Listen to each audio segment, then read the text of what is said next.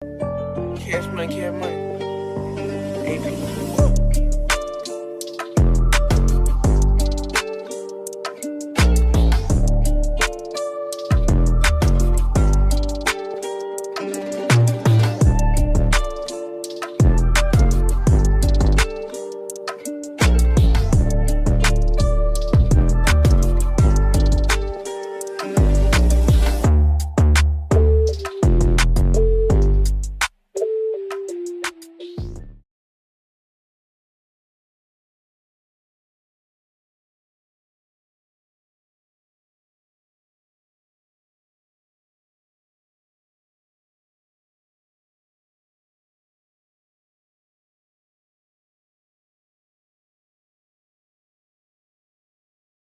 Gucci and Takashi Kawamura.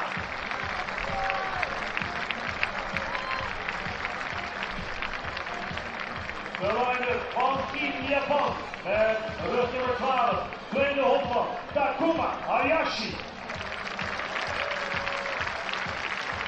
Rug nummer 10, de eerste hopman Kenta Yamada. Rug nummer 1, aangewezen slagman Kota Yazawa. Rug nummer 25, linksaf Teda Kiyuto. Rug nummer 9, middenveld Akio Masaya. Rug nummer 8, rechtsveld Ryu Tsukizawa. Rug nummer 5, derde hoofd Daichi Saito. Rug nummer 4, korte stop Atsuki Tomosuki. Rug nummer 33, Tetsu Kusabe Mashu. En startend tempo bij Japan met rug nummer 15, Riku Kikuchi. And please line up the rest of the team Japan.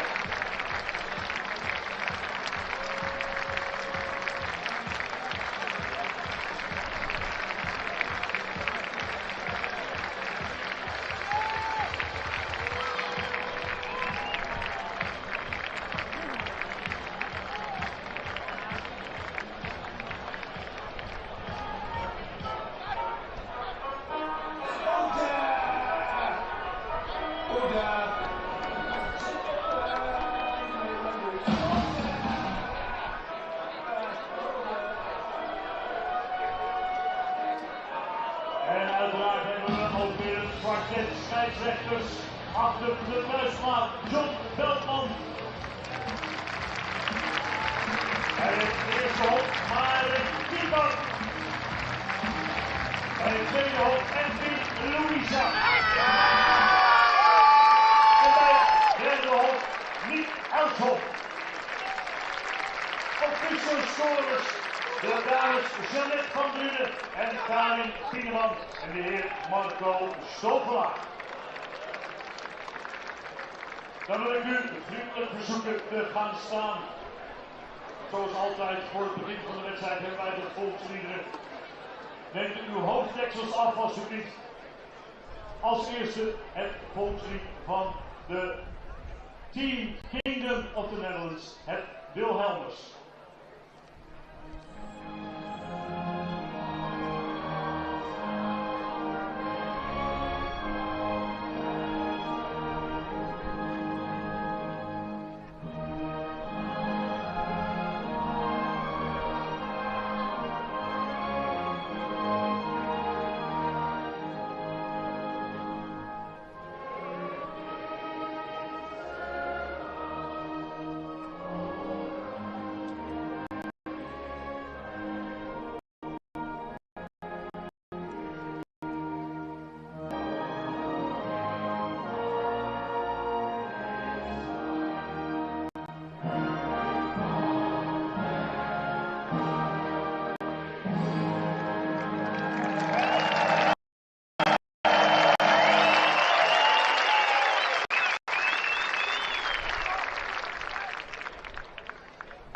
Dan nu vraag ik uw aandacht voor het volkslied van Japan.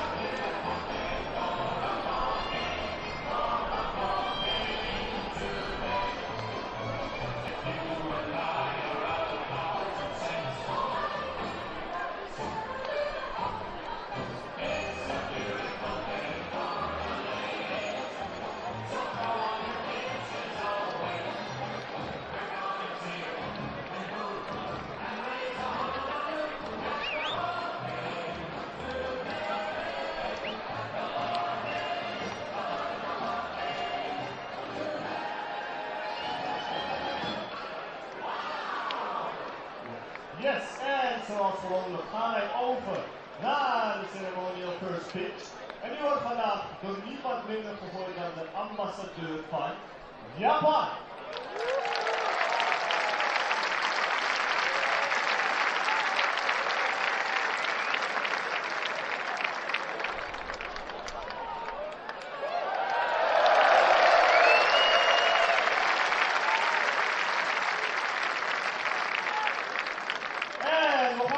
Door met iets fantastisch, want ik ga jullie enthousiasme gelijk testen vandaag. Voor het volgende wil ik iemand naar voren roepen. Ik wil meneer Coco Valentin even naar voren.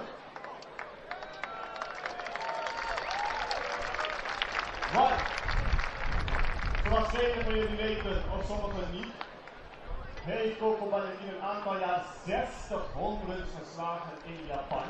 Nee, en daar wordt hij vandaag voor gewaardeerd. Oké, dit gaan we nog een keer doen. Coco Valentin heeft 60 homeruns geslagen.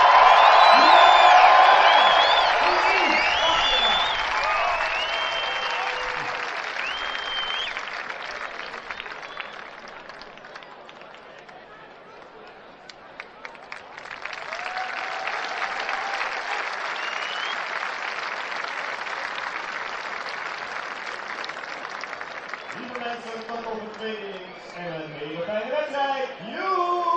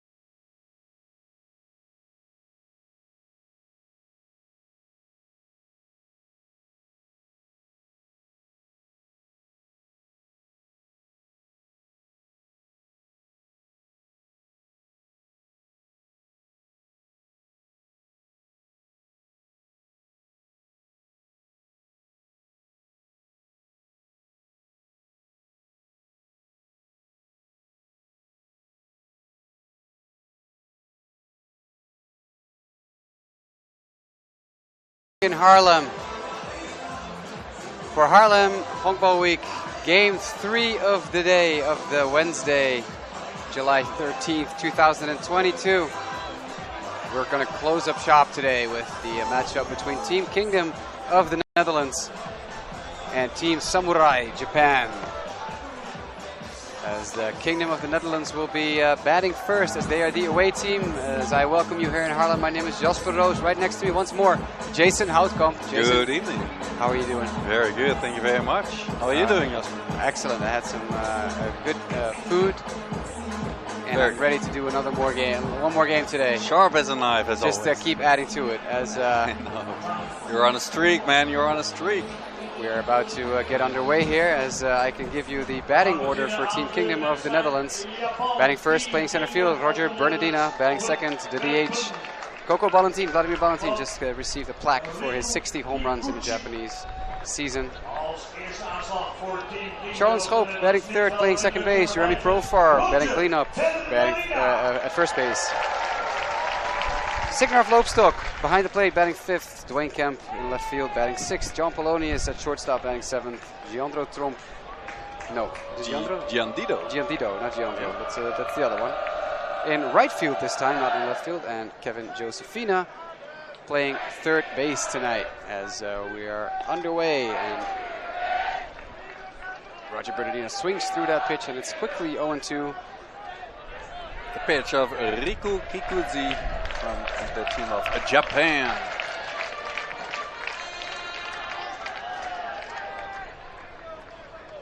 So I'll give you a.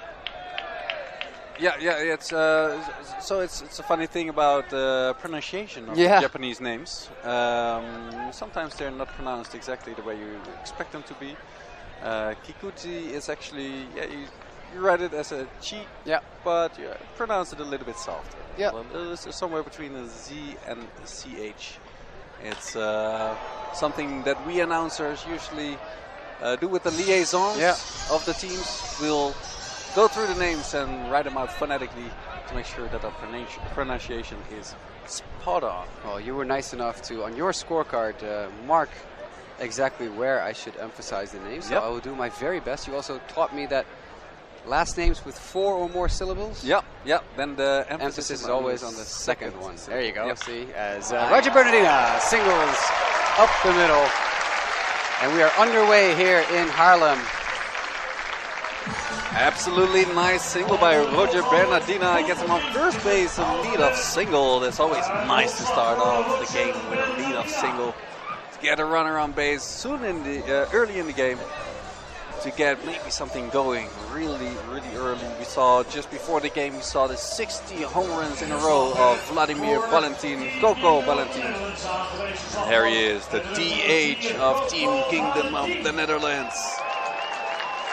Getting ready in the batting zone to make magic happen, hopefully. Under the watchful eye today here of several famous celebrities. Definitely. Not in the last place. Willem van Hanegem. One of the best football players, as in soccer for you American viewers, this country has ever seen. Absolutely. As Kikuchi with an 89 mile an hour fastball. Did I do that right? Kikuchi, yes, absolutely. Okay, nice. See? Riku Kikuchi. It's confusing because you have another Kikuchi playing in MLB, and everyone else calls him Kikuchi. So it's going to be tough for me as Kikuchi delivers. That's grounded to third base, fielded cleanly, thrown a second for 1, down to first for 2. And that is a double play for Team Samurai Japan.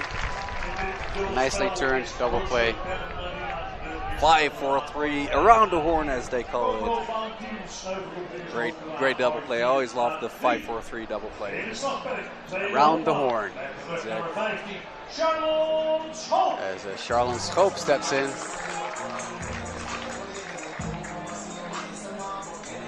And once again, going to try and keep score today. Here we go, up the middle.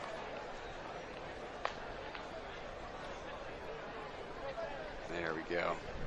Charlon Schoop, one of the power hitters in the lineup. has been struggling a little bit this tournament so far. 12 at bats, 2 hits. He scored 3 runs though. That's really nice. 1 RBI. .167 is his batting average for this tournament so far. He's had 1 ball, no strikes, 2 out. And the ball fouls off way to the right for strike 1. Beautiful night here in Haarlem tonight. Still some blue skies visible. Light breeze out of left field. Absolutely, the wind. Let's touch the wood, knock on the wood, as we say here, that it won't pick up much more because it got a little bit chilly during the afternoon. It did, yeah. But So far, looking good. Yeah, so far so good. Schoop batting 167 on the tournament, 2 balls and a strike here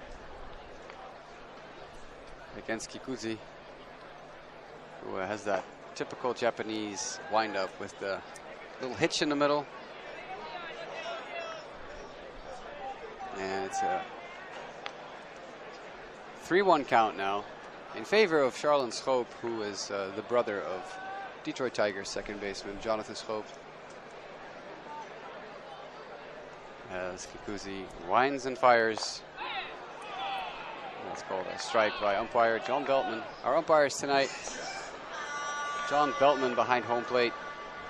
Edwin Luisa, the crew chief, is at second base. And he's have Marek Vikar at, I believe, first base. And that would be Nick Elsoff at third base, I would think.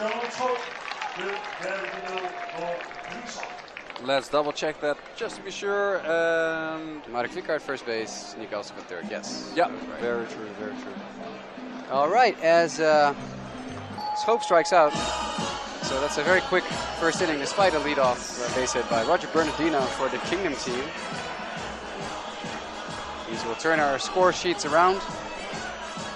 Or, well, score sheets in your case, and a piece of thick paper in my case.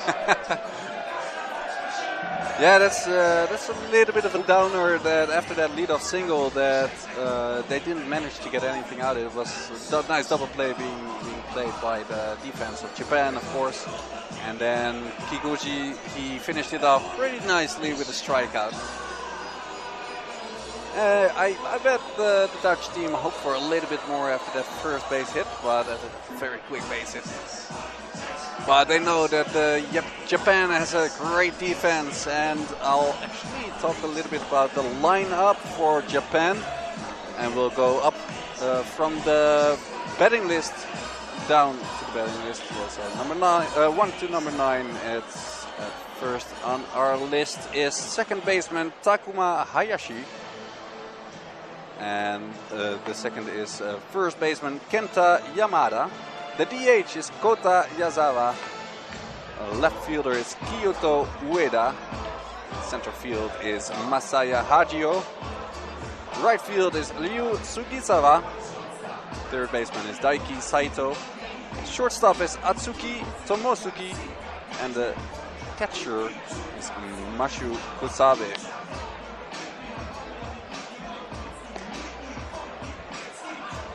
We're going to open some more packs of baseball cards too today, Jason.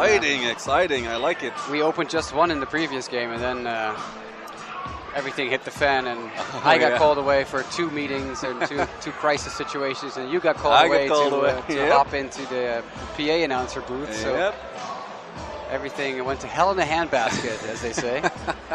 But we still have 11 packs of cards to open. I don't know if we're going to be able to do them all today, but then I'll keep some for tomorrow. Gotta save something for later on, of course. I love it. Or I'll just buy some more, because it's not like, 12 packs of 10 cards each for $10. So that doesn't cost you a rib, as we say here in Dutch. not horrible. I love translating Dutch sayings to English. Sometimes they don't make any sense at all. Sometimes they still don't make sense at all. Yeah. Talked to Sean Houston about that, my American co-announcer from earlier this week. He says he likes that the Dutch people take everything, like they say everything super literal. Yeah. Like we have pretty literal words to describe stuff. Yeah, exactly. I love it though.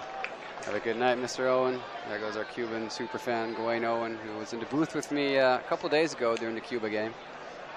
As Chris Stewart makes his international debut for the Kingdom team. Another very young, very talented left-handed pitcher who fires one in at 90 miles an hour. Chris Stewart, a former classmate of Scott Prince, who made his debut yesterday.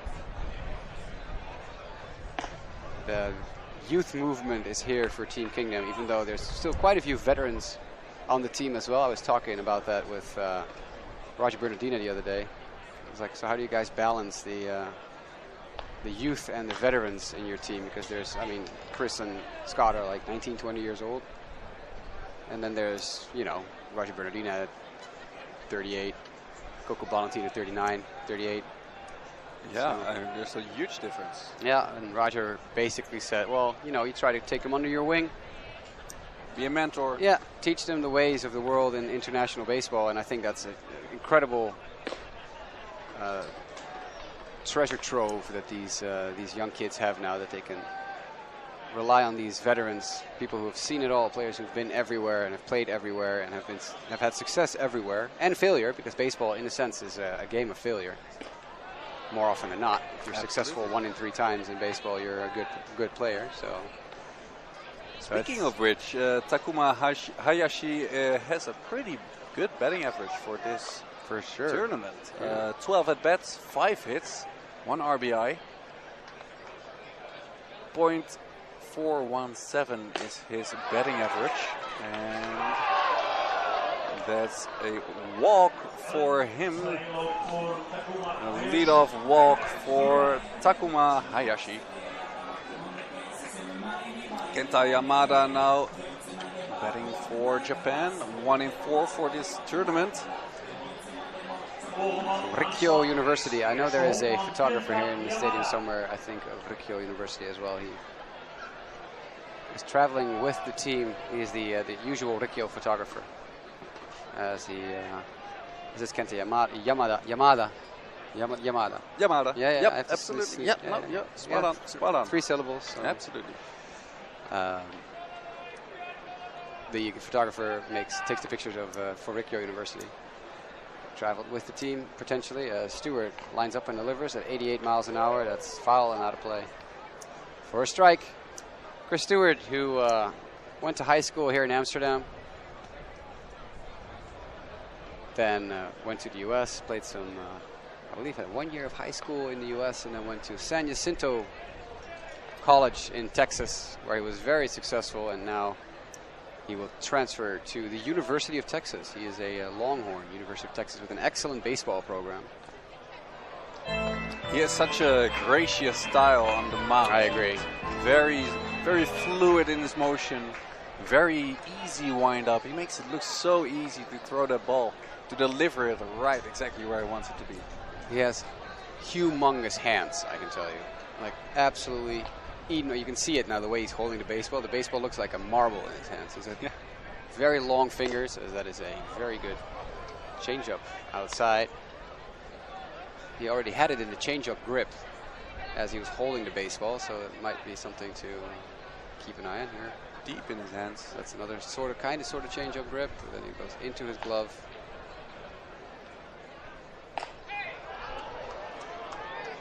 And then switches to the fastball grip at 92. 92 miles an hour fastball. Low and away for the 3-2 count, full count for Kenta Yamada. It's a funny story. A couple of years ago at Baseball Week, we were making the program that people can read every day. And I ran into Chris, who was at that point, I think, 16 years old, who I knew from his high school, which was also the school I worked at. So I said, hey, do you want to do a little interview? As a, back then he was a talented player, but we have quite a few talented players. There goes the runner. Stewart walks Yamada as well.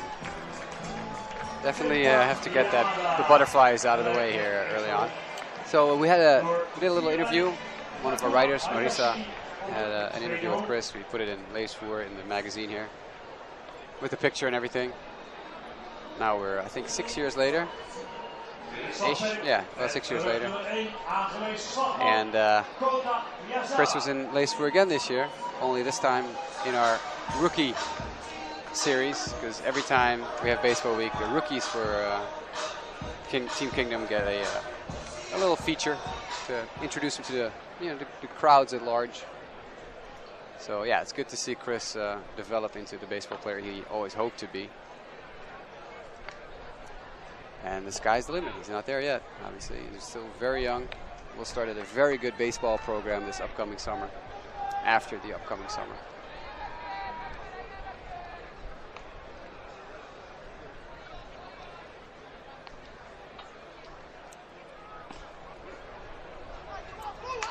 Yeah, it's fantastic that there are so many, like you just said, magazines and websites that give so much attention to baseball in general, to maybe some less popular sports in the Netherlands, because it's soccer, football, and then a whole lot of nothing, and then the rest of the sports, mainly hockey first, field hockey that is, tennis, and then tennis, and then the rest more or less. Great to see that there are so many magazines, websites that are investing so much time to make beautiful articles, interviews, to give those youngsters some exposure, to get to know them in an early stage of their career. Absolutely. And that definitely helps for their career as well. I mean, exposure is what it's all about sometimes. Chris didn't start playing baseball until a later age. His sister started playing softball, or played softball, and he eventually just went with her and was like, well, this is a fun sport. Has grounded up the middle for a base hit, and that will score the first run of the ball game for Japan. As Miniotani Kota Yazawa drives in the run. Yazawa, the starting pitcher yesterday, who was wildly impressive for Team Japan. Absolutely. Incredible ball game, and now he's basically, again, proved that he can do it all. Play the outfield, DH, pitch. Yesterday in the whole game, 11 strikeouts and only 1 hit. Unbelievable. Against, yeah. And that hit was actually a little bit of a mistake by his third baseman, who let him a little bit down by not attacking the ball where he could have. And the throw was too late. It was an infield hit, but third baseman could have done a little bit more, and it could have been a fantastic no-hitter for him. But 11 strikeouts as incredible. A pitcher, and in 7 innings. Exactly. Or 6, however many. Did he pitch a full complete game? 6.5. 6.5. Yeah, that's quite the performance. Kota Yazawa, definitely one of those players that scouts will love to get a closer look at as that ball goes through the legs of Signar Loopstok, the veteran catcher of LND Amsterdam, who obviously does not know Chris Stewart very well because they have never played together. There's a substantial age gap between the two. And since Stewart plays his college ball in the United States right now, and Loopstok is the starting catcher for LND Amsterdam in the Hoofdklasse in the Netherlands, not a whole lot of overlap there. No, not really. Nope. And the synergy between a pitcher and a catcher is so important. I like how you put the word synergy in there. Another way to say Synergy Sports, which we've been doing. There you go. Well, yeah, no, but it's true though. There's so little time to react to a pitch because it's so fast. I mean, we're looking at 90 miles plus an hour fastballs over here. Right. So it's so close to each other. You have a fraction of a second to react as well, not only for the batter, of course, but also for the catcher. Absolutely. And the communication has to be great, and also the reaction. You have to expect the ball where it's going to come. Otherwise, you get a pass ball like you just saw. And the two base runners advance the base. Runners on second and third now. No one out still. And already a run on the board for Team Japan. Stewart battles back here as now a full count on Ueda, who's batting .429. Lefty on lefty here. Lots of lefties in the Japanese lineup today. As that ball is grounded to short, that will score a run, but it will also get Stewart his first out of his international career. As Polonius at short handles it cleanly and throws out the runner. So one away, but Japan scores another run. At least there's one out on the board now. That's the important thing right now. It's a shame that they weren't able to prevent anyone from scoring so far, but 2 early runs in this game is not what you want to see as a start for this game, especially since you already had your attacking moment in this inning. There's another good contact. It's Masaya Hagio who gets to first base with an RBI. Kota Yazawa scores run number 3, and that's 3 runs in a row now for Team Japan. The first, second, and third batters all scored a run, so that's far from good news for Team Kingdom of the Netherlands.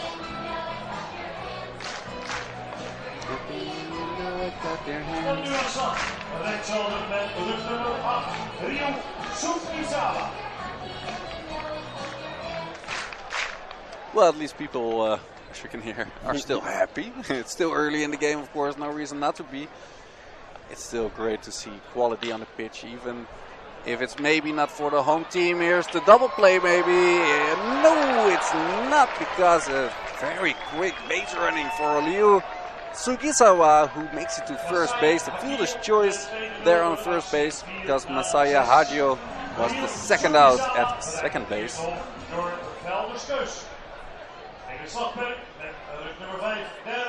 First baseman Klovar already tried to claim the out there, but the umpire didn't fall for it. At least there's 2 outs on the board now. A new runner on first base. That's Ryu Sugisawa. As Daiki Saito is the batter here, right-handed batter against Chris Stewart. 1 ball, no strikes, 2 out here, and a 3-0 lead for Japan.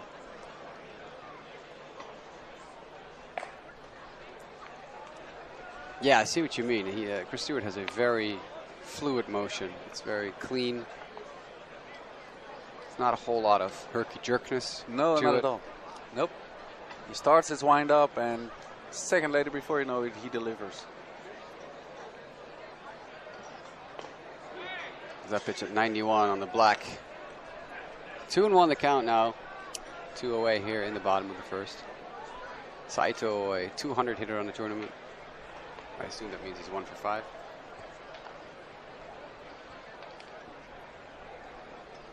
Stewart winds and delivers at 89. High. 3-1 now. This is for sure Chris Stewart's inning. You just want to get those butterflies out of the way. Let him pitch through it.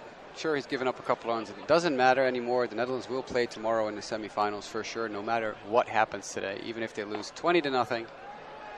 Stewart walks Saito. It's the 3rd walk already for Team Japan. Stewart struggling to find that strike zone. Yeah, I see. This is where the professional comes in. Charlene Schoop coming over to talk to Chris Stewart for a second. I was wondering if we would get a mound visit from Robin van Doornsbeek, who is on the top step of the dugout. I can see him sitting from over here. So he's definitely awaiting a potential visit. And I would assume that if Stewart is not able to retire this next hitter, then van Doornsbeek will definitely make his way to the mound to have a chat with this very young pitcher, making his international debut here today in Haarlem. Hey, don't get me wrong, that's not easy to make your debut over here in this in front of this crowd. Enthusiastic. They're expecting something, especially after last night's debacle that we witnessed against Team USA. Almost got it. I tried to catch it. Oh, you... I gestured, scared you there, but I was just faking making the catch on the foul ball. I always do that. Oh, nice. I'm one of those people who always puts their hand out as if the ball is coming their way. You always see people flinch behind the plate. Yeah, as well. exactly. I love it. Oh, that's a good pitch right there. Yeah. High in the... It was a nice pitch high in the strike zone. Fouled it back and away. Very nicely done by Stewart, high and inside.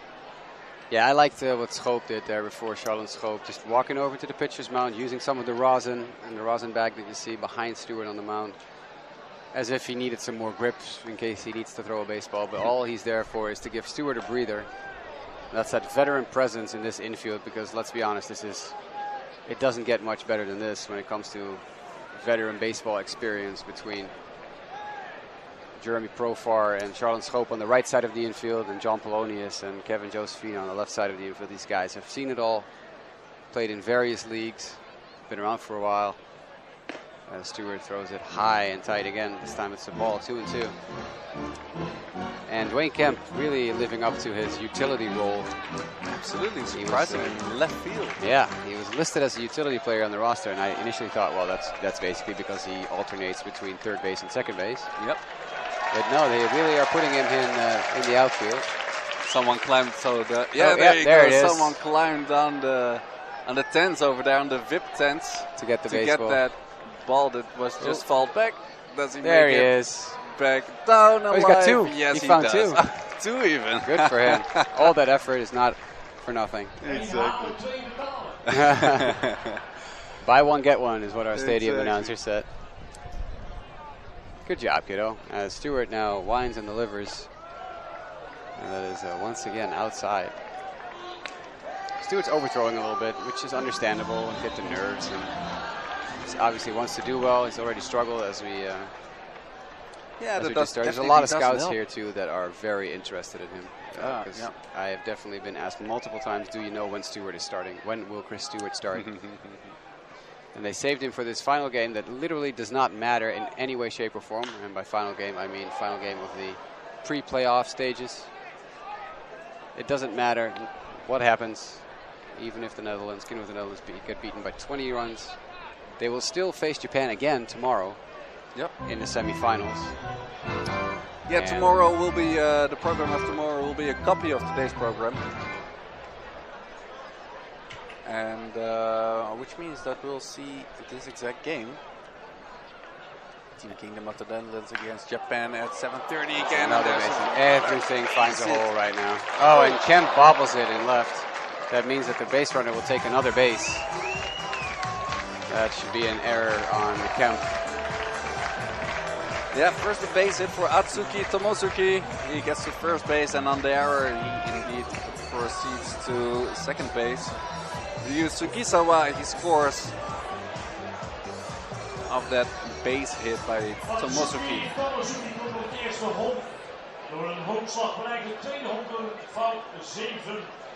Saiki Saito advances to third base. 2 runners in scoring position, and like you predicted, there is the visit to the mound.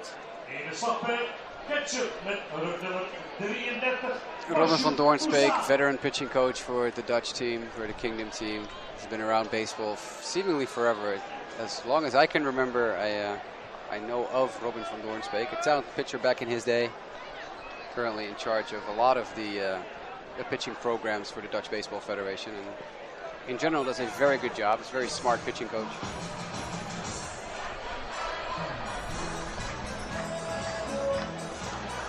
It's always good to have a coaching staff that know what they're doing. It sounds like a very easy thing to say, but it's hard to find good coaching, and you can see what difference good coaching makes. As we have activity in the bullpen, you see that's the tall righty who plays in Germany, who for some reason his name is eluding me, even though I talked about him like for 45 minutes just the other day. Mike Bolsenbroek, thank you. Yep. It's unreal, like what a headache can do with you. I know. Yeah, It can be so disturbing. It's tough. Yeah, I've done so many games over the last 5 days that all these names are starting to blur together. Of course. Next thing you know, I'll call Mike Bolsenbroek Tsujimoto or something. Stewart fires an 89-mile-an-hour fastball, which is called a ball, and that's 2 balls and no strikes. Stewart really struggling to find a strike zone.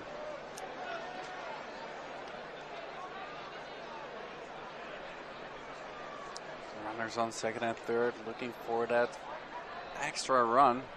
That's a strike. Yes, 89 miles an hour down the pipe. Confirmed by Kusabe, who nodded his head after the call, like, yep, that was indeed a strike. Yep. One is high and outside just again.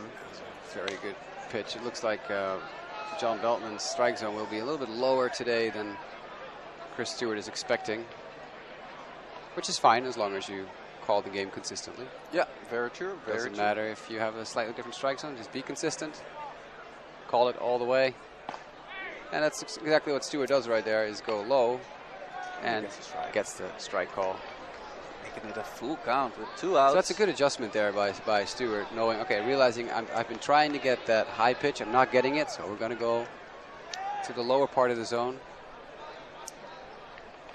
That was a very good pitch right there. I agree, absolutely. Completely fooled Kusabe. From the national champion Asia University in Japan. For those of you just tuning in, you're watching Team Kingdom of the Netherlands play against the top university team in Japan. It consists of the best college and university players that the country knows. One of them being Mashu Kusabe of Asia University. Like I said, the reigning national university champion in Japan.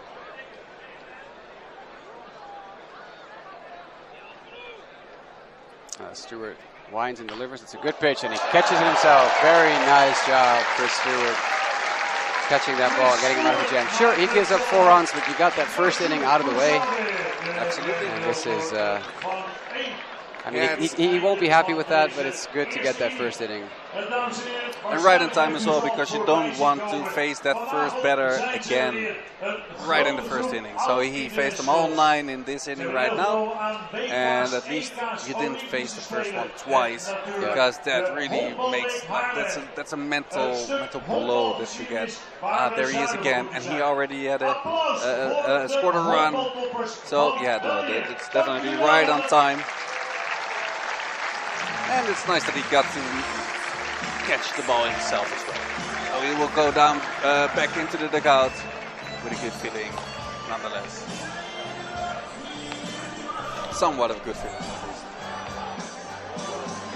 Because after an inning like this, I doubt that you can be very happy with it. Sorry about that, Mr. Stewart, but you really got to show a little bit different in your next innings.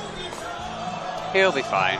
Absolutely. Eventually. It's the same thing with all these young pitchers, right? You see it all the time. Justin Verlander in his first season in the Major League got destroyed on a consistent basis, and he is now one of the best pitchers I've seen in my lifetime. Yep. I don't know where that ended up. Because I do remember always really enjoyed when my team would face Justin Verlander in his rookie year, because it was always an easy 7 runs. Yeah, exactly. He always had that stigma of, oh, that's the easy pitcher, perfect. We got that for a whole season, yeah. And then he finally figured it out. Then he just got settled, and took off from there. I think there's a good chance you'll see that with more pitchers. We saw Scott Prince yesterday make his debut, and yeah, that was obviously not the debut he wanted. It was the USA team. Had no issue making contact off of him, but you can definitely see the potential in these kids. Just give them a chance to get their nerves out of the way, get the first one going, get some more experience. Scott Prince plays his college ball in the U.S., College Hill, Hill College. Sorry, I said College Hill, it's called Hill College in Texas. As does Chris Stewart, well, at least in Texas, because he's going to the University of Texas to be a Longhorn. So Jeremy Profar is the first batter for Team Kingdom of the Netherlands in this second inning. That is a wild batting average, by the way. 636 on the tournament. Absolutely, that's great. That's crazy. 7 hits out of 11 at-bats, 4 RBIs, and 2 scored runs. He is on fire. It's probably one of the best averages that we're going to see at this stage in the tournament. Yeah, still in the running for the batting title, because we do hand out individual and collective team awards at the end of the tournament. Best hitter, best pitcher. Best MVP, or the MVP award, obviously. Most popular player, the press award, also an award for players that have made themselves available to the press without any hesitation and were always good to us. As Jeremy Profar swings through that breaking pitch at 81.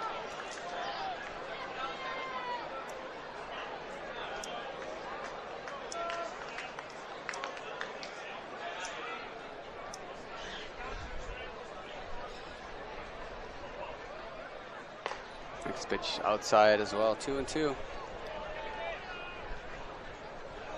Kikuzi definitely trying to nibble a little bit, staying on the outside parts of the plate. Well, we see Jeremy Guthrie, behind the home back, plate. behind the home plate at the backstop. Oh, it's a very delayed strikeout call. John Beltman, known for his very delayed strikeout call. Profar's like, wait, what? Are you kidding me? Beltman is definitely known for having a very, very delayed strikeout call. So you have to stay on your toes. Absolutely. Be sharp, and don't take anything for granted.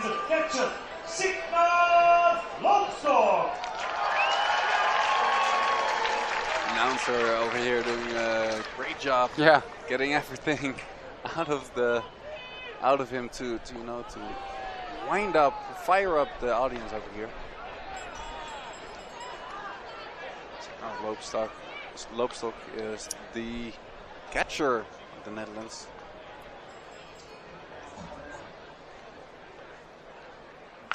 that was a very nice breaking pitch at 70 miles an hour, off speed.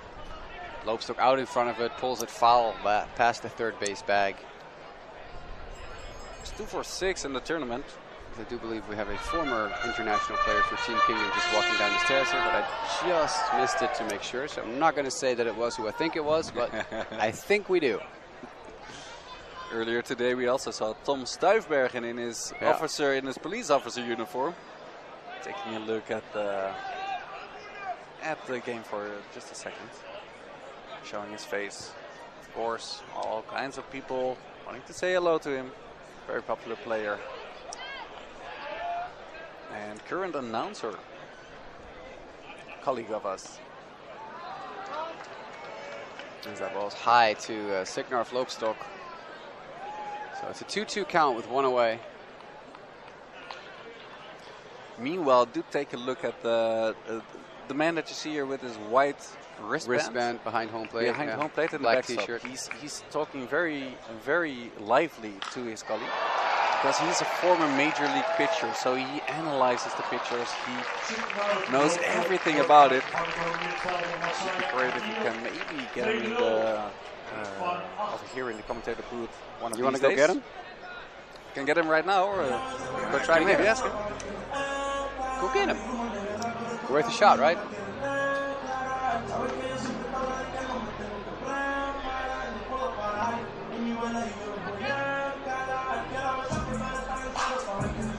Volgende aanslag met geluk nummer 7, de linksvelder Dwayne Kemp. That brings up record international current player with the most international appearances for Team Kingdom, Dwayne Kemp. He's at 153, I believe now, including today.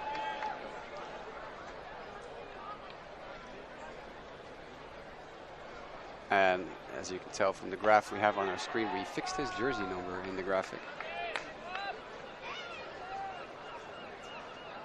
Number 7, as always, Dwayne Kemp, whose brother Tyreek plays hoofdklasse ball as well. As Dwayne fouls it off and over the VIP boxes to our right.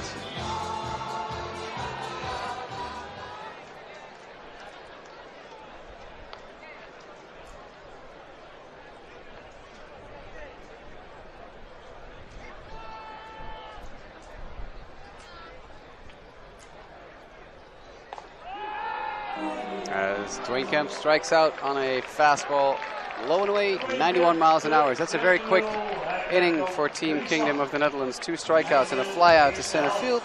ends the inning. And that means that Chris Stewart can get back to work for his second inning in his international career. Let's see if he can get the nerves under control and get through it a little bit easier than his first inning in international play ever was. You're watching Honkbal Week Haarlem on our live stream that we produce here within the stadium with our production crew sitting behind me. Jeroen Groenemans somewhere here in the stadium. Also Thomas Maathuis taking care of business today, helping out in the booth.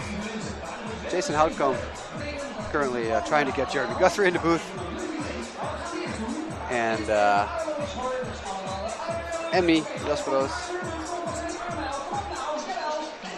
hanging out with you today all day to talk baseball. And what better way to spend this a Wednesday, a lazy Wednesday, than by talking baseball. I see Jason come up the stands without Jeremy Guthrie, so I assume that Mr. Guthrie is busy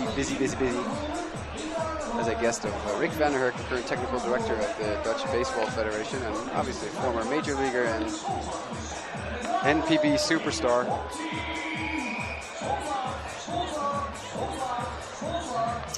I'm getting a nod from Jason, which means that we may be able to get Jeremy Guthrie shortly.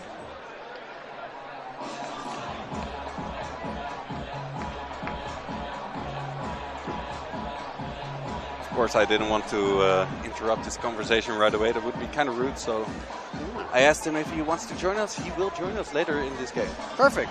Fourth inning. You don't get the microphone ready. I get the thumbs up from our producer to get the third microphone ready. I have to catch up a little bit on my... That's fine, I took care of business. Here Oh, you really? go. Yeah. It's my turn to copy your... Okay, it's not that hard. And a K. Yep. Got it, thank you. There was a K looking if you want to add the L. Thank you.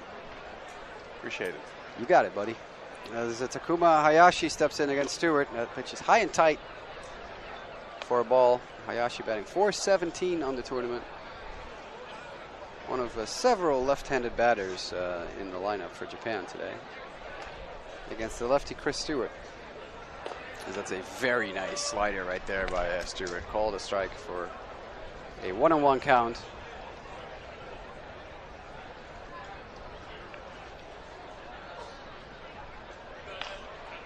And as Hayashi fouls it off into the left field territory, off the fence, bounces back into the field of play. And one of the Japanese players standing by the bullpen will snag it up, throw it back in to one of the ball boys. Bad boys, I should say, not ball boys. Yeah, that was one of my favorite duties on the baseball pitch when I was really young. Oh, that throw is not good. Kevin Josefina is having not a very good tournament. I wish I could say something else, but he's not hitting and he's not playing a good defense. So. Also new in the... No, it's not a good throw. Also fairly new in the Kingdom team. Made his debut on Friday, did Kevin Josefina.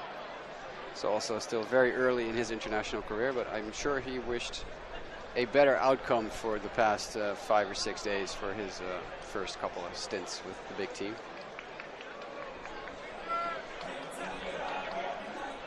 Absolutely, it's a fantastic tournament to ease into the national team. The pressure is high immediately, which gives them a lot of experience right away from the start.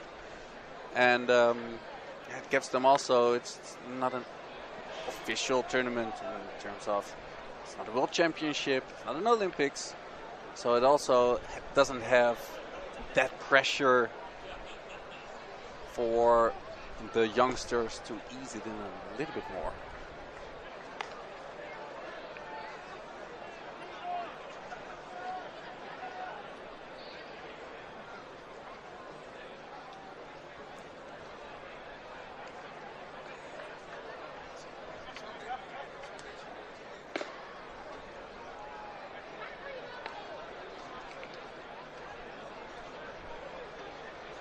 Yeah, or just go like this a little bit.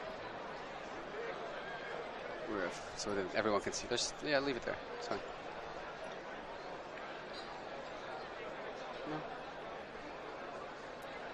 No. Yeah, we're currently doing some redecorating here in the booth to make way for our potential guest coming up in a little bit. Exactly. Big guest. Gotta love it. Can you switch the microphone off? There's a switch on it. Is it pop side on? Absolutely.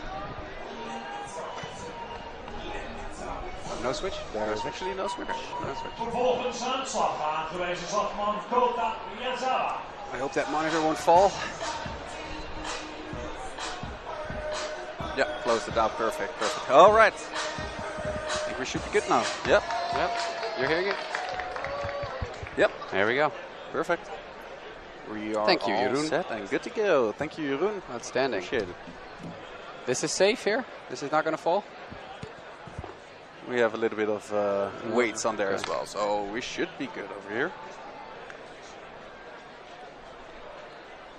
Maybe we can move the whole panel Should maybe be a little fine. We're testing it out. Right. Oh my god, that monitor is going to fall. I know for sure. Just pull it in. Oh, pull it in. There we go. Best thing would be if he doesn't show up now. And we all redecorated the entire booth for nothing. Yep. Yeah, testing. That's Thank Jeroen. you. Thank you, Jeroen. Shout out to you. Beautiful. All right. Oh, water bottle. Jason. All right. That way. Yep. Sorry, ladies and gentlemen, that's a little bit of a redecoration going around here, Well, we got it. but we all got it set up right now. And we Love haven't it. missed much in the meantime because Kota Yazawa has a 3-0 count. Stewart still struggling to throw strikes a little bit. Runners on first and second. I guess we did miss quite a bit because I don't have that listed on my scorecard. Me neither. But I'm sure you can find out what happened. I'm pretty sure I can. Stewart fires a strike on the outside. 3-1. Yazawa, one of the more talented players in Japan. Definitely someone the scouts would be interested in looking at closely as he fouls this one out of play over the backstop. Nippon Sports Science University. That seems like a good university for a pro athlete.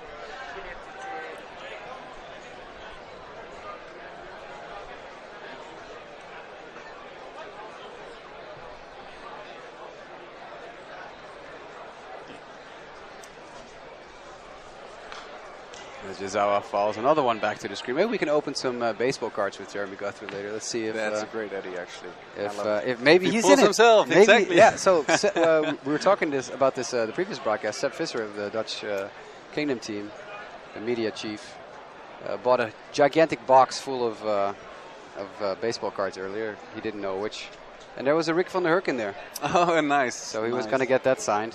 his colleague. As that ball pops out of the glove, and I have a feeling we're going to get a ball 4 here. Yeah, we are getting a ball 4. So, yeah, that is weird. Beltman asked the wrong umpire. Yeah, Smates, I get this. So it's a lefty batter. Beltman asked for help from the first base umpire on a check swing. That is not the guy you ask for a check swing on a left-handed batter. You ask the guy at third base. So he checked with the wrong umpire, who also made the call, which he shouldn't be doing. It's not his job. That's weird. Smates is definitely getting his money's worth there, and rightfully so. Did you, yeah, you got some going for me, right? Absolutely. I don't understand this.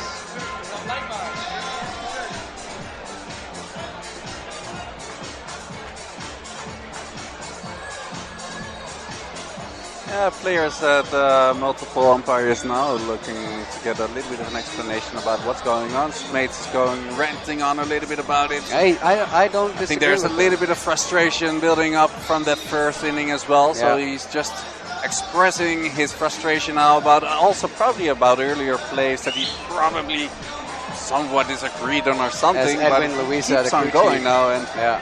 there's Edwin Luisa, and he's probably gonna say, "This is jerk. Enough is enough." There's also Michael Duursma coming out of the dugout as well to go get his manager. And now And everyone, now it's a party. yeah. We're a DJ and a beer short of a party now.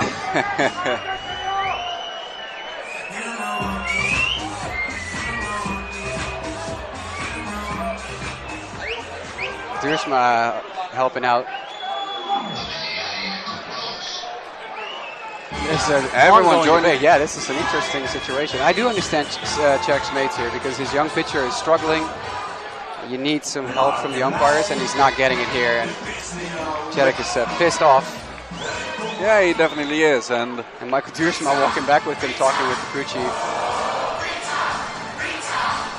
well, this might also probably be a little bit of a tactic to also give Stewart a little bit of an extra break, a little bit of taking the heat off him a little bit and putting the heat on either the coach himself or on the umpire. And they're all part of the game. Exactly. And you can also tell that they gave him a very long leash. They gave Czech's mates a very long leash for a very long conversation. So I have a feeling that Beltman deep inside knows and probably even told Czech's mates, listen, I know we screwed that up. I can't change it anymore. I indeed asked the wrong umpire for help because Beltman looked very calm and quiet as Smeets comes out now. And he's going to have a talk with his Now he's gonna pitcher, take him out. and he's pointing at the bullpen, and he's going to indeed take him off. Well, we gotta emphasize the fact that umpires are also part of the game, and Absolutely. criticism is never meant personal or in any way. It's Exactly. about what we see on the pitch and what happens on the pitch. We're calling And, what we're seeing. It's neat Mike Bolsenbroek coming in as the reliever here. with all the respect for every umpire, of course.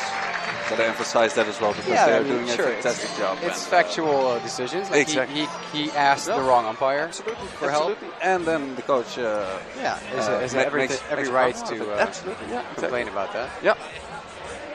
But Smeets had seen enough from Chris Stewart, who was just a little bit erratic, a little bit wild. 5 walks and 12 hitters is not ideal. No. That was not the best performance that we've seen, and it's a shame.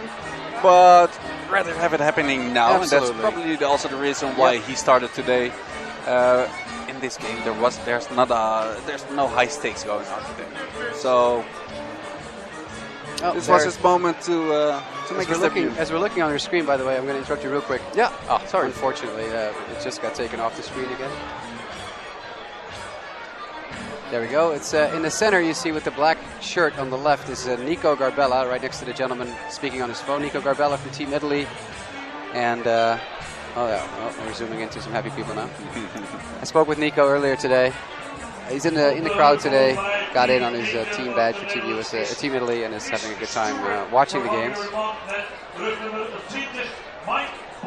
And on the same row as Nico Garbella is the Prince family. Scott Prince's dad, amongst others. His brother, I spoke with Connor Prince a little bit earlier, who he also mentioned in the broadcast yesterday, who has had a little bit of a walk issue, a little too many free passes, but also a very talented young pitcher.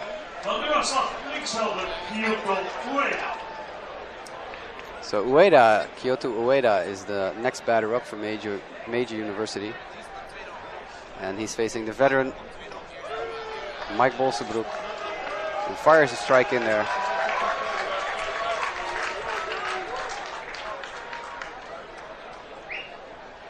Tall guy now on the mound. Because that is grounded to third. Josefina bobbles it, gets the out at third. Again, a bobble by Josefina. Because that's a double play if he fields it cleanly. Absolutely. Let's see how they score this. Wonder if they're going to score an error.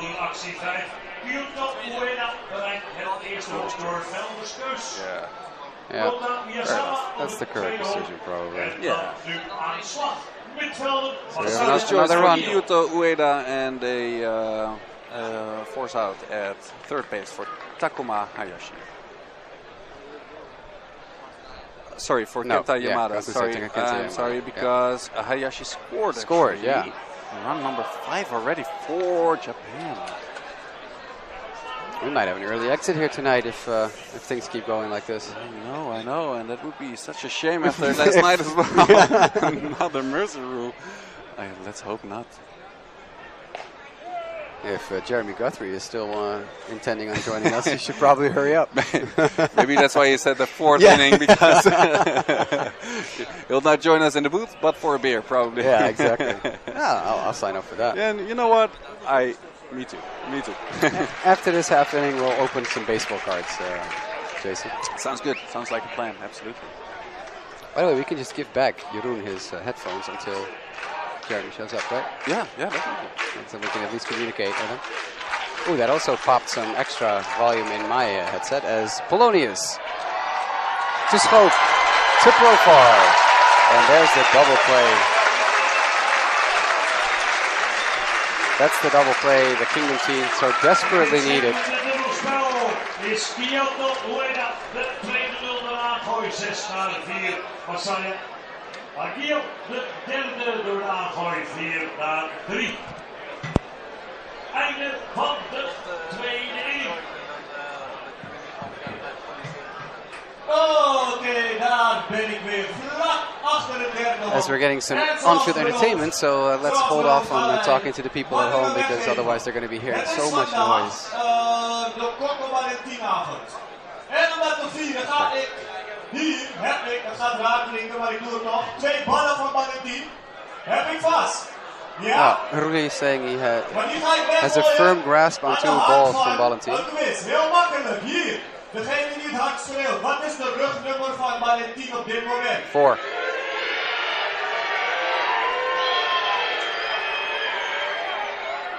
Why did I not get that baseball? I was the first one to call that correctly. He asked, what's Valentin's current jersey number? How many home runs did he hit in Japan? Correct answer is 60. Rolls all the way down. Andere kant, Harry. Heel snel. Oh, run, Rulli, run. Here we go. Welk jaar heeft hij de 60 home runs gehaald? Boven, welk jaar? Oh mijn god. Oké, we doen het anders. Wat is de rugnummer van Coco Valentin? Asking the same questions. Yeah. Dus we gaan naar He Harry. first asked, in what year did Coco Valentin En hoeveel home runs heeft hij hit geslagen in his dat 60th jaar? home run? Was never mind, we'll just do his number again. Oh, someone got hit in the head. Hebben we nog iets? Got it though. That little boy is. There's even more to hand Hoeveel out. home runs heeft hij geslagen? As there go the injury waiting to happen. Compression socks. Als Nederland het heel goed doet, Nederland. kunnen we straks terugkomen. En dan geven we nog meer dingen weg. Tot zo, you! Thank you, Rulli. Well done. Doing a great job. Oh yeah, Firing up the audience. our Getting in-house the entertainer. Here's de helft derde inning. Openingsslagman voor Team Kingdom of the Netherlands. Voor de stop met de rugnummer 5, John Polonius. As John Polonius steps in, the shortstop for Curaçao Neptunus in the Dutch Hoofdklasse. Hasn't really been able to get on a roll offensively at this tournament. He's batting .091. But he has definitely been a very important presence in the field, which is why he's in the everyday lineup for Team Kingdom. Yeah, it's actually a little bit. He's usually a very, very good batter as well. Absolutely, yeah. Just not been able to get it going this week. Nope. So we're going to have to wait to see what he does here against Kikuzi. He grounds it to short. It's fielded cleanly. He throws from deep in the hole. And Polonius will be retired at first base. It's a nice throw. Absolutely good words by shortstop Atsuki Tomosuke. Hele strakke aangooi. Yes, indeed, it was a very good throw. I agree with our PA announcer. Excellent job. So now it's up to Giandido Tromp.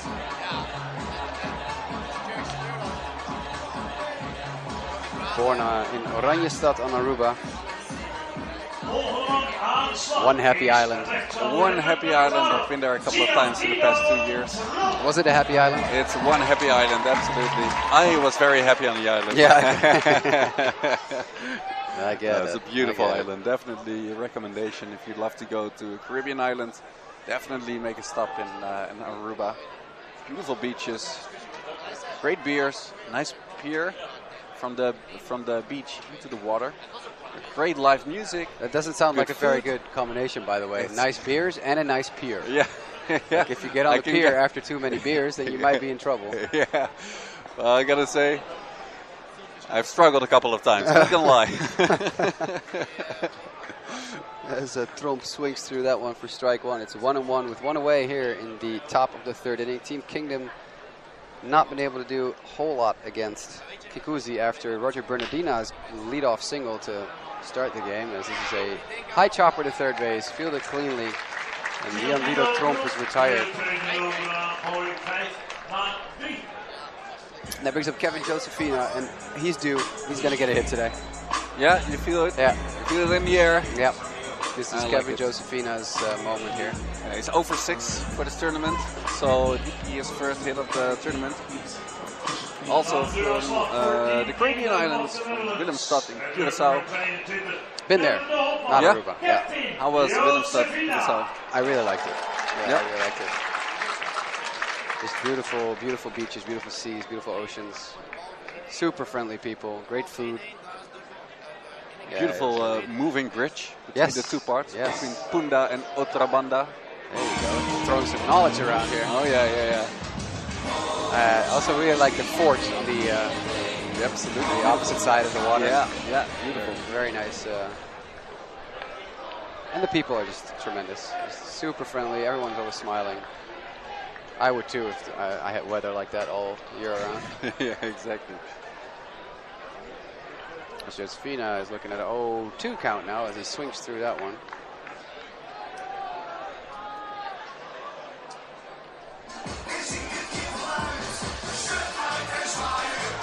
Oh, the DJ is requesting us to take off our shirt and wave, Yeah, exactly. but I'm not going to take my shirt off No? right now. No? It's too cold. I agree. I was almost going. No, never mind. No, thank you.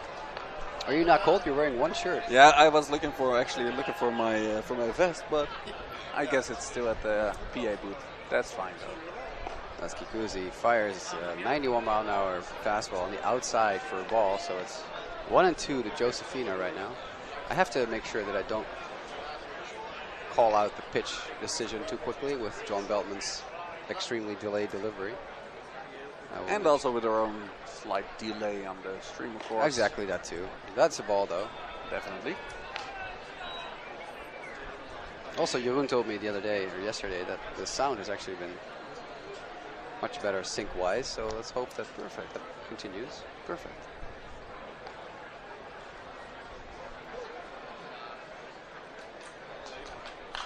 As Josephina fouls it hard out play at 91, that fastball from Kikuzi.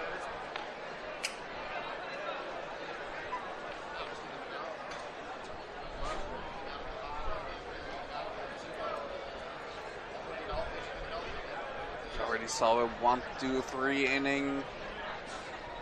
And Kikuchi looking for another one. Hit the 2-2 count, and there is the strikeout. Oh, careful, Kevin, careful. Josephina is the third out, and that means another 1-2-3 inning. Rico Kikuchi doing a great job at the mound to contain this lead. I'm gonna say, he looks like a boss on the mound. We have substitutions, y'all. Because that's Delano Salasa heading to second base. Yep, Delano Salasa heading to second base. So Charles Hope looks like he's moving into left field. No, third base. No, shortstop. Yeah, I think Polonius is out. I can't find John Polonius. So it looks like Dwayne Kemp still in left field. Charles Hope now playing his, I think, natural position at short. Delano Salasa in at second base. And then we're short a third baseman. That's Kevin Josephina, who was the last batter to be retired. So he's coming out of dugout right now. There we go. So John Polonius is out. For those of you keeping track at score, just keep the score at home. John Polonius out of the game. Delano Salasa is his replacement. Good eye, Mr. Rose. Well spotted.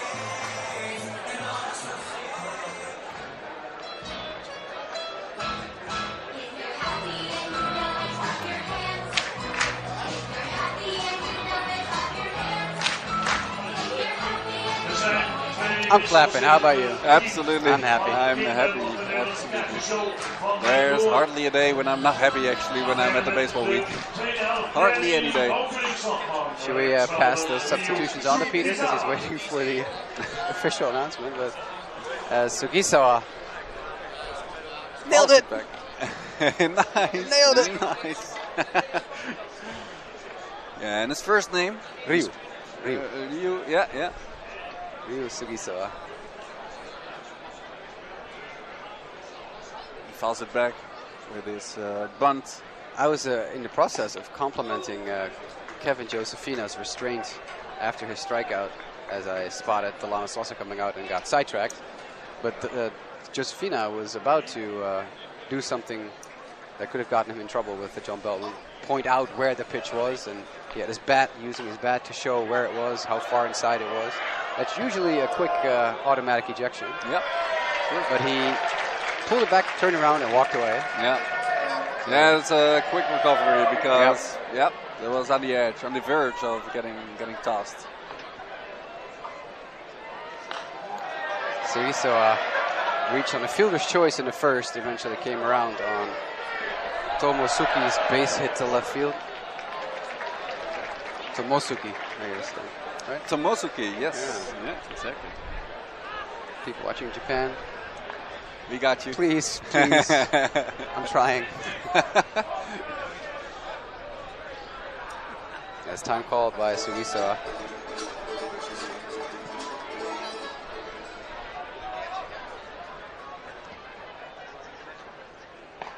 That's a good pitch by Bolsenbroek. And called strike three. Looked a little bit high to me, and Sugisawa just was like, all right, whatever.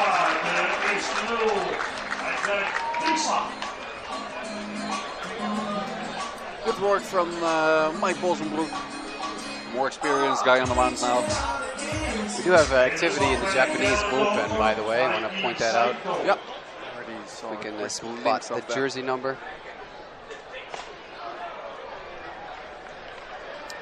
Nice strike by Mike Bolsenbroek against Daiki Saito. 0 for 1. I don't see the jersey number, so we'll have to get back on that. And that one is fouled away for strike 2. Daiki Saito, one of the guys who also got on base. With a base on balls, a walk.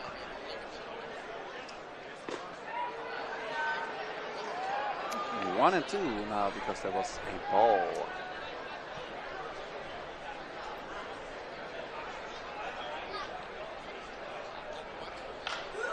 And Saito pops it high in the center field. Roger Bernardina is there to make the catch.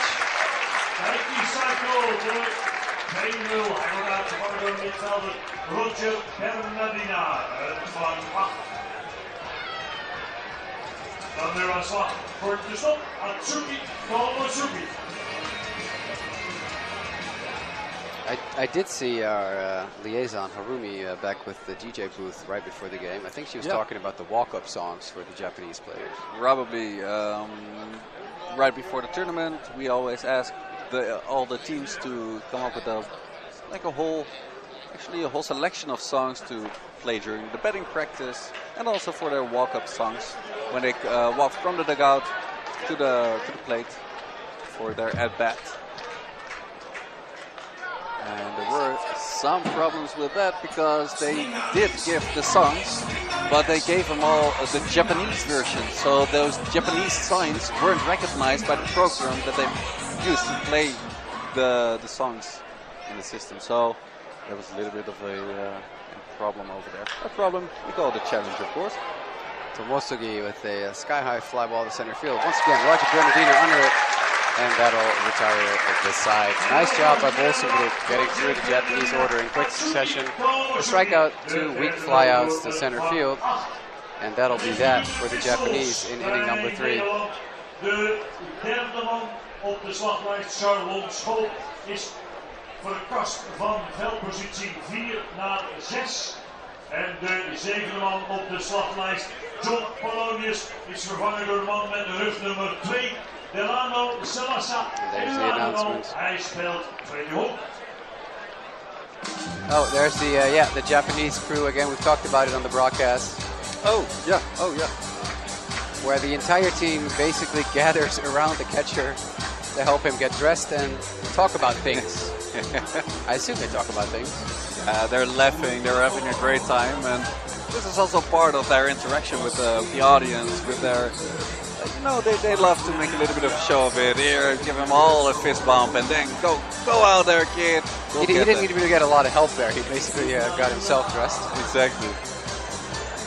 It's a little bit of the showy things that the Japanese bring to this field, with all the respect in the world, because they love to, whenever you see them, whenever they enter the field, the pitch, they always are super respectful, even towards the pitch.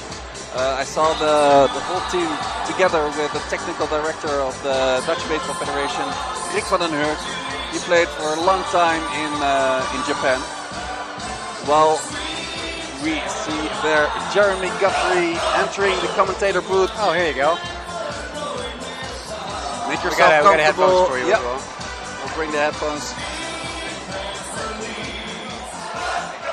There we go. That goes into this one, I believe. So you should be able to hear us now. There you go. Can you hear us? Perfect. We have a mic right here. That should also be on. Welcome to the booth, Jeremy Guthrie. So nice of you to join us here for a second during this game. Pleasure to be here with you guys. So can you tell the people, why are you in Haarlem? Because that's not a city that you would expect a former major leaguer to show up at. I booked a trip to New York City.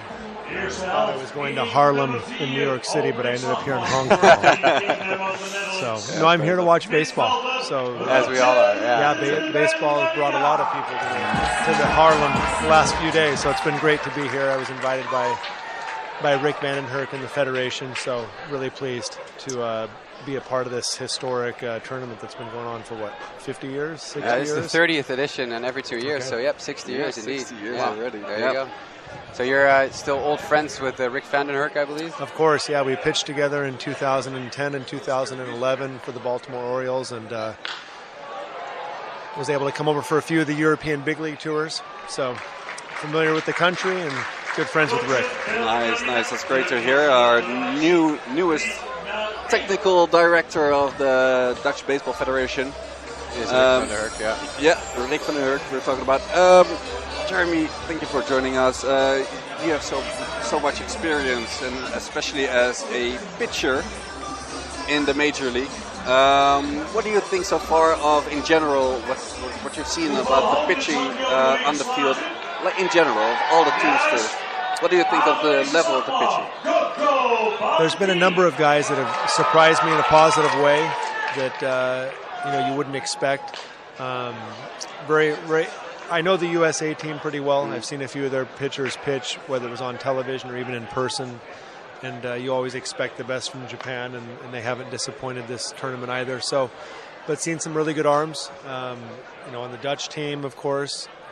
The Cuba team seems to be a little bit down this year. It's Coco Valentin banks one right at the shortstop, bounces away, and Valentin has a base hit. Good to get him back in the lineup. Oh, absolutely.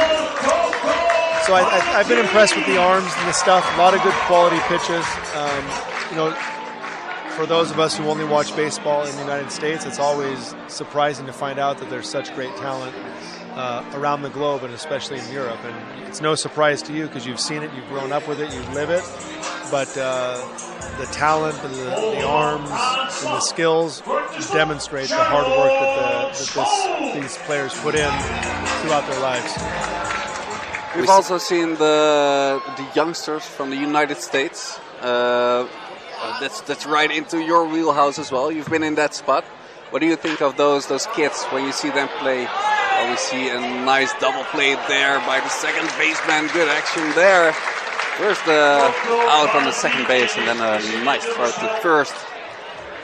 So what do you think of the pitching, the pitchers, the youngsters from the Team USA that we've seen a couple of games Yeah, now? yesterday's pitcher was throwing up to 98 miles per hour, so obviously that's a very live arm, and he'll probably be a kid that's drafted next year. I've seen their left-handed pitcher who may pitch tomorrow. He started, I think, first game of the tournament. Yep. And there's just a lot of great just power arms with really good stuff. And they're all 18, 19, 20 years old, so very bright futures. So Chris Stewart with his international debut today, obviously struggling a little bit. I'm sure you're familiar with the butterflies that pop up whenever you make your debut. What did you see from Chris today? Well, very live arm. I watched him warm up. He has all the ability in the world to be able to be successful. Today, obviously, he didn't throw a lot of strikes. He got behind in the count, and they just put the ball in play when they needed to. So it wasn't a good outing for him today, but he has the physical skills that you can't teach people. Right. And so as he continues to work in college in the United States, or whether he's drafted and here during the summer, he'll be outstanding. But I had never heard of him until I got here. Right. And he's a bright prospect, maybe one of the first in a couple of years on the pitching side from the Netherlands. That'll be exciting. We were talking about his wind-up and his entire throwing motion. It looks very fluid to us. How do you look at mechanics from a mechanical standpoint? We saw you from our center field camera. We saw you stand behind the backstop, talking, gesturing with your hands. Were you talking about pitching mechanics at that point? Yeah, he throws well across his body, as you probably noticed, and that creates a lot of what I would term horizontal or even merry-go-round motion. Generally, for me, that was more difficult to maintain consistency and power when you're rotating like a merry-go-round. You get a little bit more power and consistency when you envision that rotation being like a Ferris wheel. Right. And so I think there's something to be said for, when somebody is more direct, they can be more over the top and get that power working downhill versus trying to work the rotational power. So that was one observation I had. He's thrown that way probably his whole life, and so there are small adjustments that perhaps if he felt and looked at that might even help him even further. But that's what I was kind of observing, was just how far across his body he is with his pitching delivery. Yesterday during the Curacao-Cuba game, we saw a very interesting pitching duel. I don't know, were you at the stadium yesterday? Yeah, I was. Did you see the 44-year-old Cuban left-hander take on a guy who was throwing 49 miles an hour wiffle ball? Oh, I missed that. Yeah. Oh, man. So the starter for Curacao was throwing 49 to 71, anywhere in between, mostly in the mid-50s. Okay. Have you seen the arch in St. Louis? Yes. That was it. That trajectory. And then the Cuban guy was 44 years old, and they both threw a complete game. The Curacao starting pitcher threw a shutout. Wow. So apparently speed isn't everything, as we were talking about Paul Skeens hitting 98 on the gun for USA. And then on the other hand, there's Jordan Lucas for Curacao throwing 49. It's a very funny sport that it works that way, that 98 can be easier to hit than 49 at times. Yeah. Exactly. Hanley Stasha, the manager for Curacao, told us after the game that he purposely started a guy who threw so slow because he had a hunch that Cuba wouldn't be able to hit it. Well, that proved to be true. Manager of the week.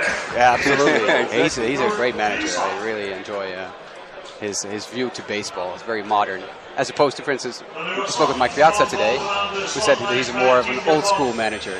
Where do you stand on that? Are you more of like a new school kind of baseball person, or are there elements from back in the day that you still like to see in baseball? I think I'm probably a mix, like a Neapolitan, if you know what that is, the three flavors of ice cream. I think, exactly. I certainly have my old school appreciations and tendencies, and willing to learn and develop with the new school as well.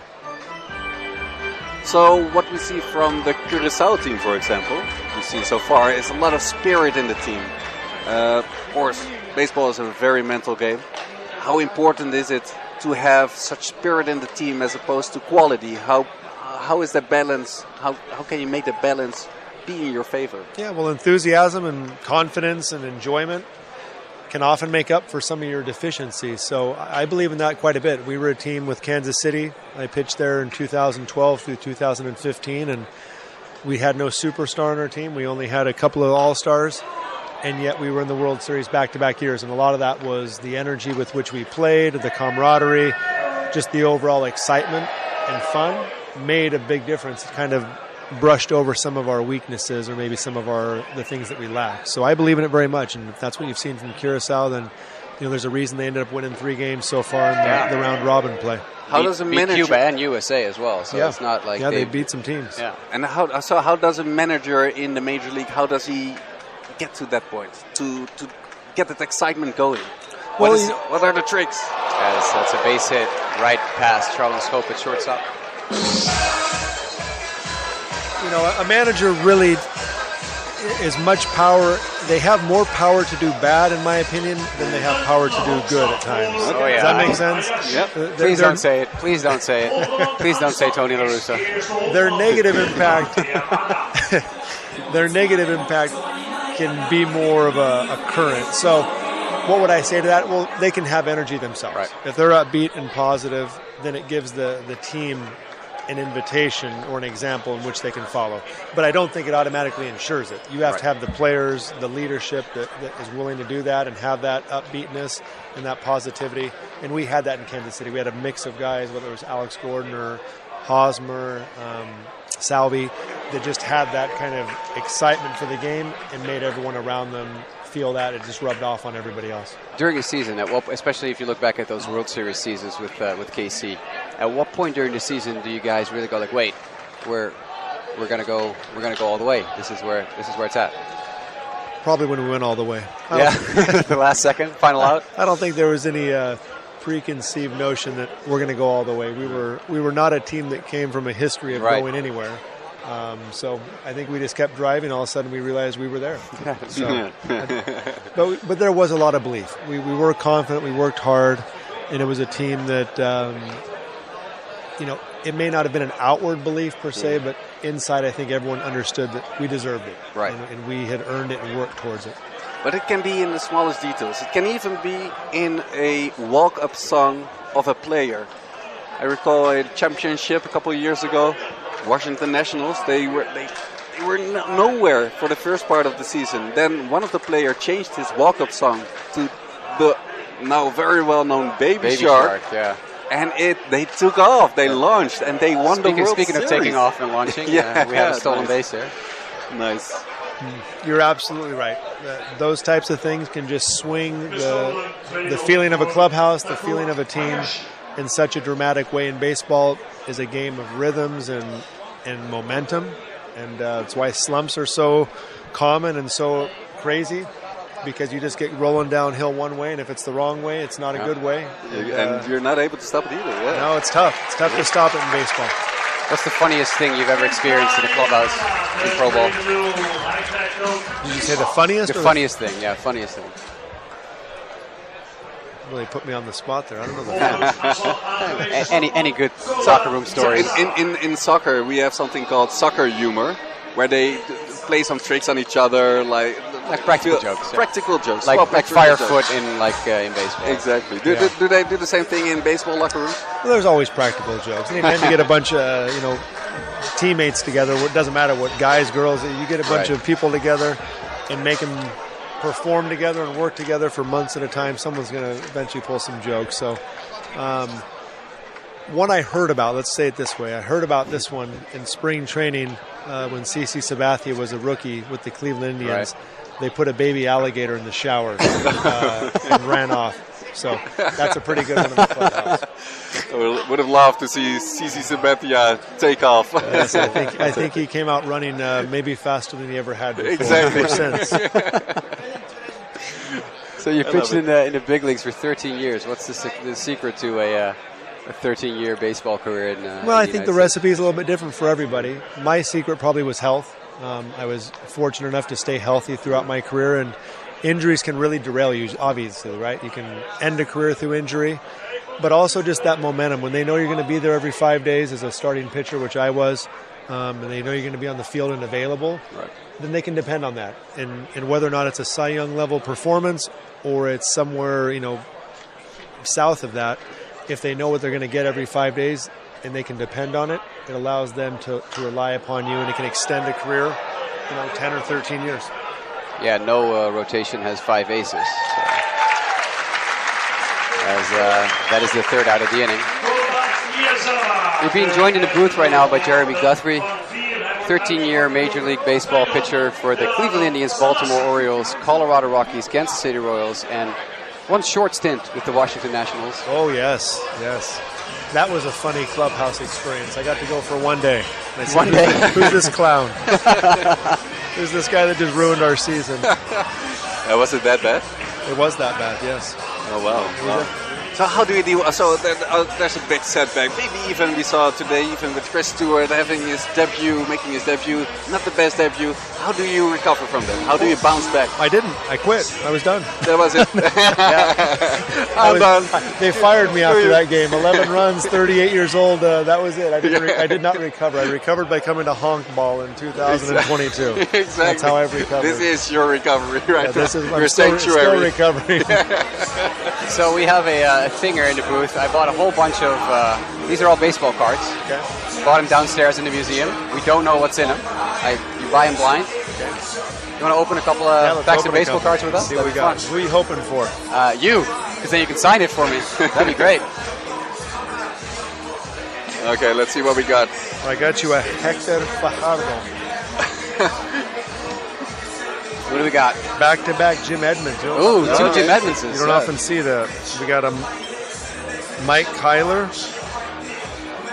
Jeff Reed,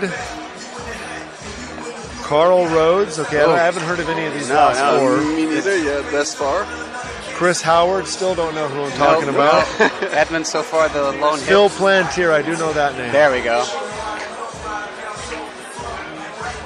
Kim Batista, Never heard of I him. know Noheem. Nope. Turk Wendell, I do know I him. do know Turk, I yeah. do know Turk Wendell. I beat him one time in a clubhouse in cribbage. Well, there you go. Nice, nice. I was a newly drafted 18-year-old, and I beat him in cribbage. But we need another one because that didn't have enough hits in it. I gotta say the Edmonds one was pretty good. But other than that, let's see what we got here. Oh, that's a nice one. Doug Jones Bring it to with you. Flames. Nice. Dodger Welch. great Bob Welch. Yeah. Joe Carter. Oh, that's a good one. Nice one. Oh, What World Series did he walk it off in? 92. 93? I think it might have been 93. 93. Mike Mike Scioscia, Scioscia. Randy Myers, Okay. Bill Madlock. I'm not loving the mechanics of that No, swing. that does not look It's too not good. looking like it was a superior swing by any stretch. Yet still a major leaguer. Let's check the stats. Let's see what that's. What year was this? That swing persisted over 20 years in the big leagues. That's not bad at all. Not bad at all. You must have So had. the secret to a long big league career is a bad swing. My apologies, Mr. Madlock. That's a fantastic swing. I apologize. Absolutely. Oh my God. 163 career home runs at the point when this card was made. So Okay, not bad, not bad. Not gonna lie. There's days that I didn't get to that average. Yeah. Greg Nettles, I do know Greg Nettles. Phil Garner. Oh. Do we know Phil Garner? Yeah, the manager for the Houston Astros that lost the World Series in 2005. Andy Van Slyke. Yeah, former Detroit Tigers And the coach King, as well. Prince's dad, the King. We have so many Cecil Fielders already. Like, apparently he was a very popular baseball card. Yeah, obviously. That's cool. That was pre-40 home run year, right? Yeah, I guess Yeah, so. I guess so. He did Yeah. that in 1990.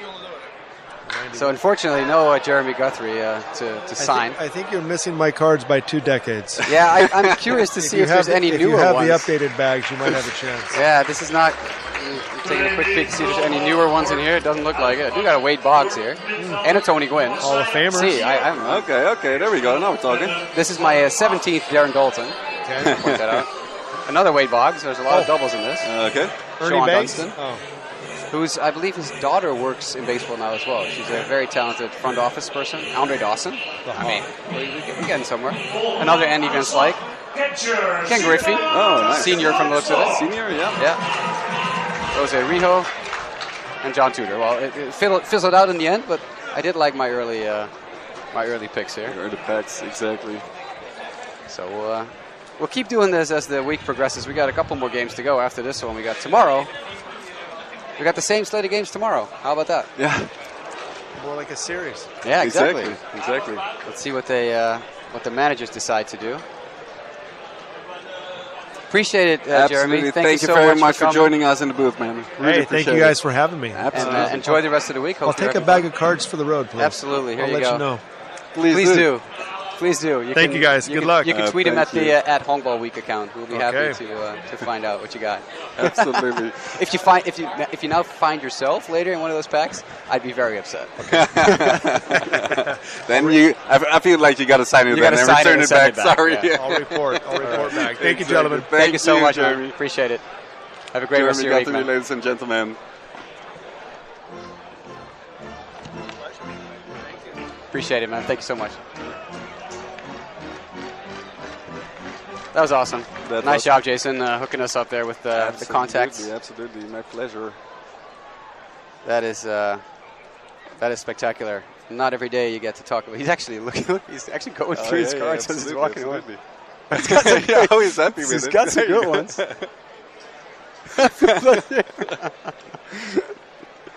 Oh, that's great. Gotta love it.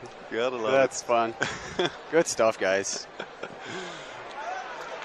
I didn't even ask him what he thought of my my Chuck Finley. it. Oh well, we'll try to get him back We'll later find in the him week. later, Maybe in the final. How about that? That would be awesome if he could join us for an inning in the final. The Matlock thing was fantastic. I was like, I've never heard of Bill Matlock. Flips the card around. Well, that swing lasted him 20 years in the big leagues. Never mind, I didn't say anything. That is outstanding. Yeah, that's cool stuff. Good stuff. Good stuff from Jeremy Guthrie about pitching too. Like aside from all the joking around, there was also some really good stuff in there about pitching, how to approach ball games, Exactly. how to deal with pressure. These are the ones that you need to ask those questions because this is how you learn. This is how you teach. And he wasn't lying when he said that he had a terrible last season or last one start with the Washington Nationals, but he did make it seem worse than it was because he said he gave up 11 runs, and according to Baseball Reference, he only gave up 10. So it's not that bad as we have a So maybe we should downplay this a little bit. You know, it wasn't that bad. No, he was a fantastic pitcher, and honored to have him on our show. It's fantastic. And, Yeah, this is awesome. I'm glad that. This baseball week has been stupendous when it comes to people to talk to because Mike Piazza has been super insightful. Haley Stasha has been fantastic. I talked with Gawain Owen from with his Cuban perspective, who was awesome. I've had a bunch of really great co-announcers here in the booth, and now we're finishing today off with Jeremy Guthrie in the booth for an inning. That was amazing. Nothing much has changed since Jeremy joined us in the booth when it comes to the ball game, because it's currently still 5-0 Japan, as the Kingdom team is in business with two new guys. Drew Kramers, the runner at first base. Yeah, he came in the squad for Loopstok. Loopstok, who walked, and then was replaced by Kramer, the much speedier runner. And now Dwayne Delano Salasa, the other new guy in the lineup with a base hit. So it's the newbies doing it. And we're getting a pinch hitter, Kalian Sams, coming to the plate. Sams, born in The Hague, the Netherlands. Plays his club ball over at LND Amsterdam, where he is the power bopper in the middle of the lineup. Oh, yeah.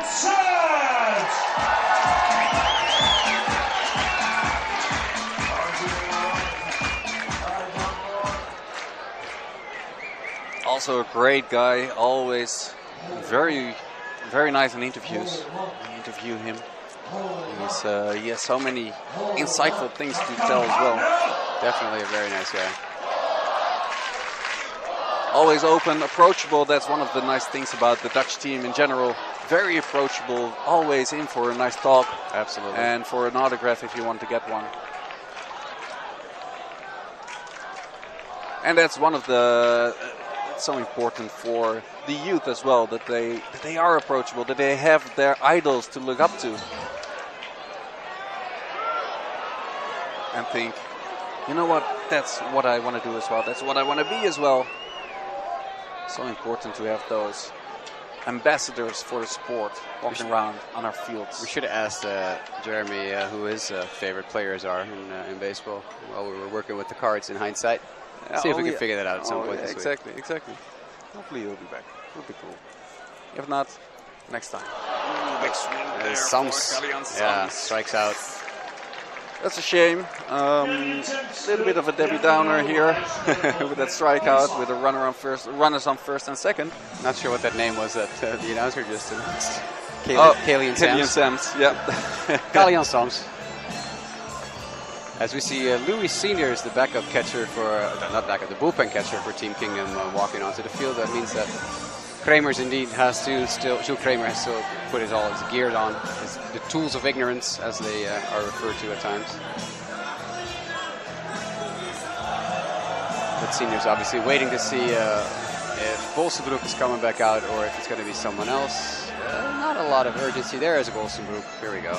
The big man, big, tall right-hander, jumps over the line, as baseball players generally always do, except Charlon Scope, who doesn't give a damn because he stepped right on the line.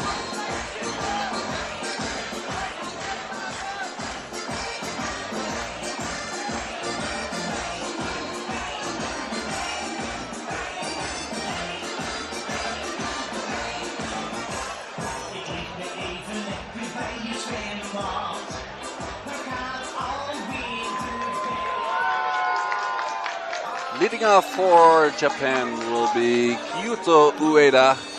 Well, we get some nice shots of the audience here. They're still, even though the 5-0 lead for Japan, having a great time. A fan with an Astros jersey. That's ballsy. Yeah, I've seen a couple. Absolutely. That's ballsy.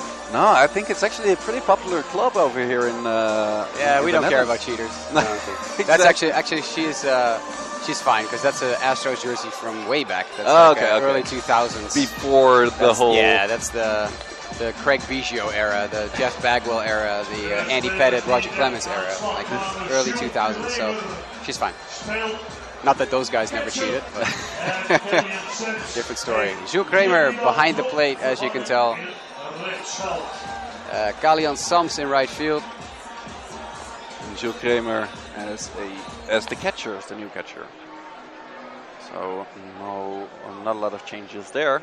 No, just straight up swaps. Exactly. In deze gelijk maken de vijfde slagbeurt, openingsslagman voor Team Japan. We're in inning 5, 5-0 lead for Japan. Kyuto Ueda already on the bases in this game, in his second at bat. I'm putting the baseball cards away. I want to keep a couple of packs for tomorrow. Fair enough. I agree.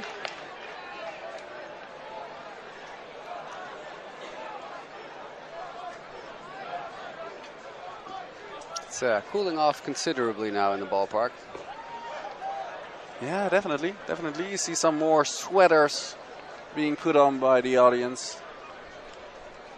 But to be honest, this late in the evening, we also tend to have another beer or two over the day, so that warms them up as well. Absolutely.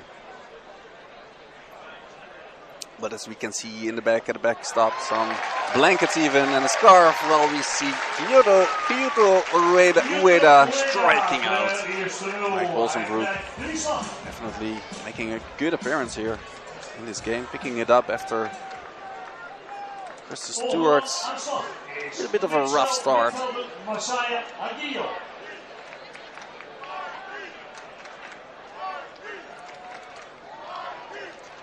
And the audience is picking up on that as well, chanting his name. That's a cool picture. Jeroen just sent me a picture of awesome. us in the booth with Jeremy. That's good. Good stuff, man. Living the dream, guys. Talking baseball all day. Having fun. Cool. Yeah, that's great. It's too bad that giant monitor was in front of my face. That's all good. Yeah. That's all good. You're the better looking one between the two of us anyways. Well, thank you. Sugisawa, I thought it was strike 3. He was walking up to the plate with Hagio still batting. He was like, oh, wait, no. Turned around, went back. Yeah, we saw something similar yesterday as well when the catcher actually thought it was the third out. So he already went back to the dugout. There's strike 3 and the tap for the out.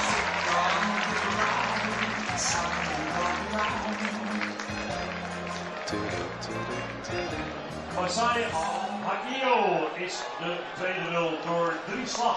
Actie 2. Ryu Sugisawa up for Japan now. 2 strikeouts in a row for Mike Bolsenbroek. 4 strikeouts in the 3 best strikeouts in the past 4 batters. And already his 5th in 6.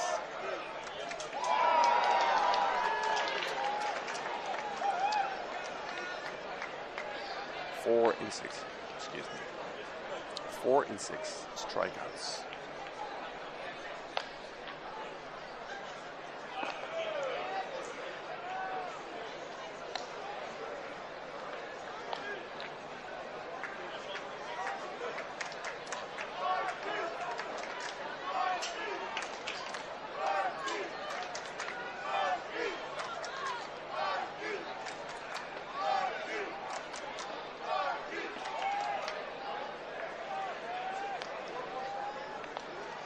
Two and 1 is the count.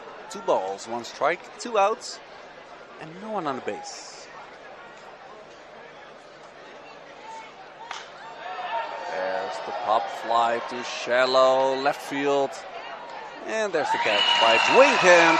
What is that sound effect? Holy, is that it's a fireworks because it was so high, I guess. I guess so. Yeah, okay. That makes sense. Makes sense.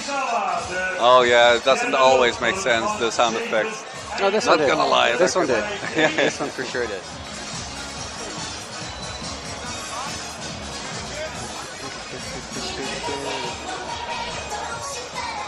Some nice Japanese music. We always try to accommodate both teams to get into their groove, to get into their vibe while we see a new pitcher on the mound for Japan. Sotani. Ryohei Sotani is the new pitcher in the game for Japan.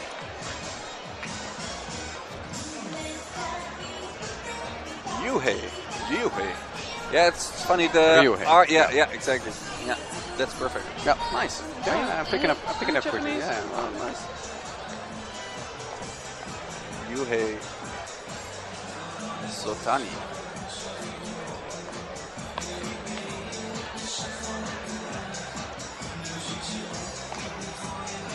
He replaced the starting pitcher Riku Kikuchi. He pitched for 5 straight innings and had 4 strikeouts, 1 base on balls, 3 hits against, and his team did not make any errors.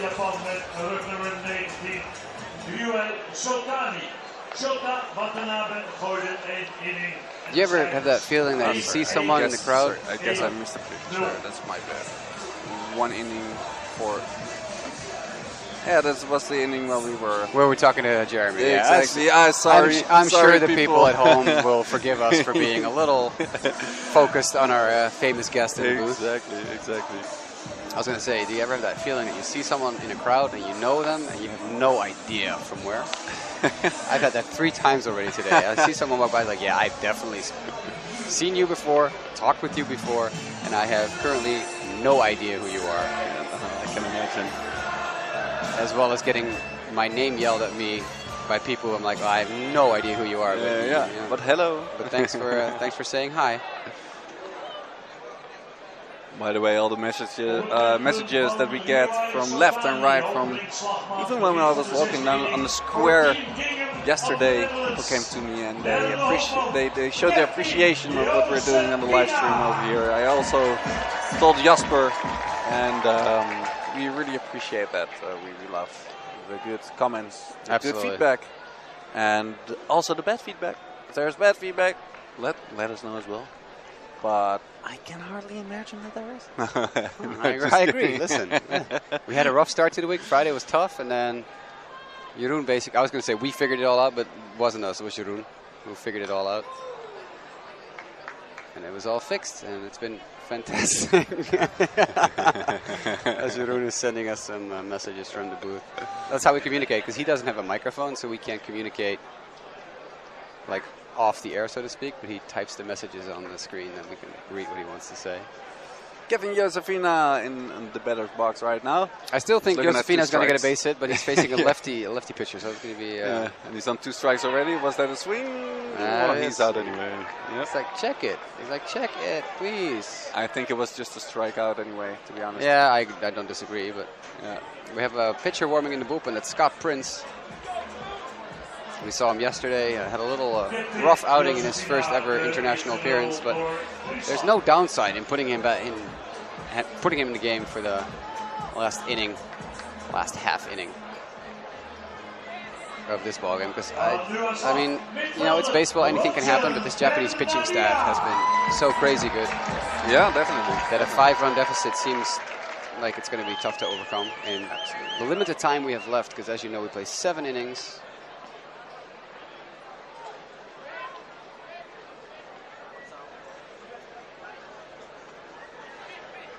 Now up is on the top of the order, Roger Bernardina.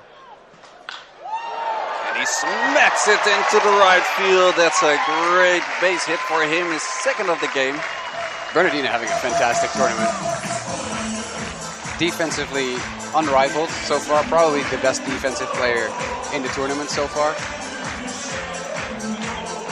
So I wouldn't be surprised. Do we have an award? I think we do, right? Best defensive player? I'm not entirely sure. No, if we do, then he will for sure be the recipient of that at this point. But also hitting fantastically well. As Coco Valentin pulled his socks up, I think he had his pants down. His like down to So he's the low socks. He means business right now. That's what it means. I Instantly, he's so much faster, right? He's instantly like twice as fast just from looking at him. guess. Aerodynamics. Oof, that is a swing for the fences.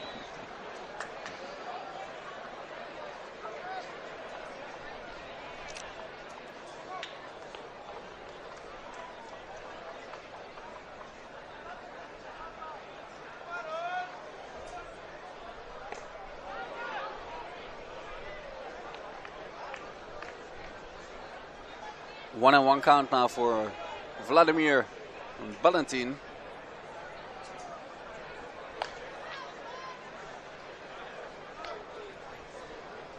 One out and a run around first.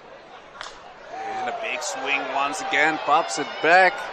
And the audience is getting ready to catch it. And he got it. Nice in the glove. Well done. Well done. That's why you bring a baseball glove to the stadium, Exactly. right there. The scouts are loving it. The guy on the left saying, "Oh, that's perfect form." The way he caught that. Nice job, gentlemen. Take a swig of that beer. Exactly. There you go. That's baseball in a nutshell for you. Sitting in the audience here, catching a ball. I was just talking earlier this afternoon. I don't think there is a lot of other sports where you can actually keep the ball that flies into the audience. I think I tried to come up with one. Maybe tennis, but I even think in tennis the balls either don't fly there, and when they do, usually do they throw it back? I'm not sure. But it's one of those small things, small things that make baseball such a fantastic sport to watch, especially in the stadium.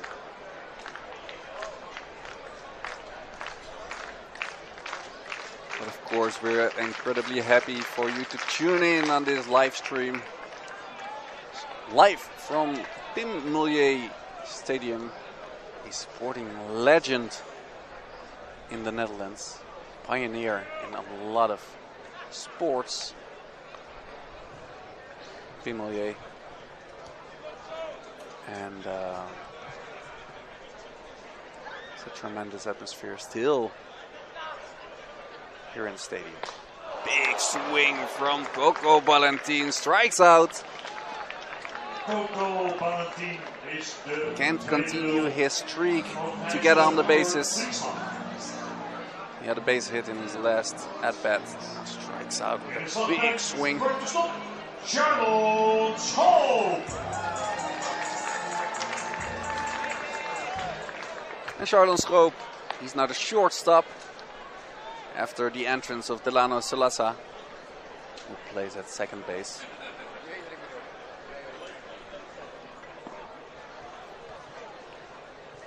Dames en heren, vriendelijk verzoek om hier binnen het stadion niet te roken. Hiervoor zijn uitsluitend de rookzones bedoeld.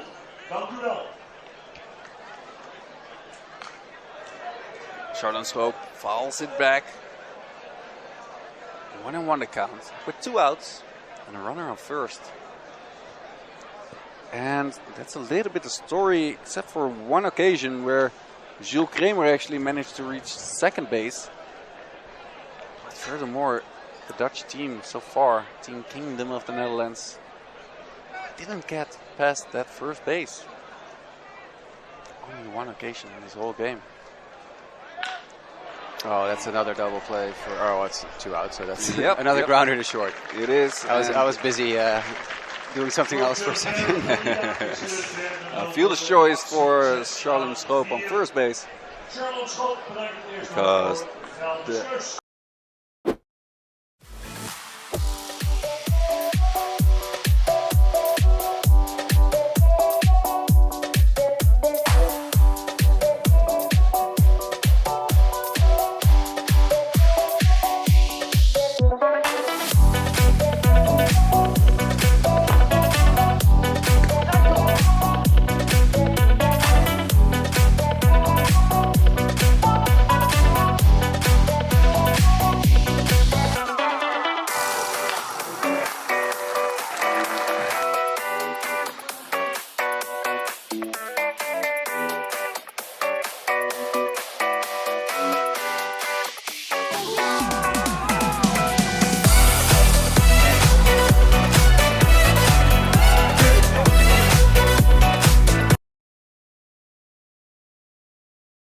gaat het gewoon.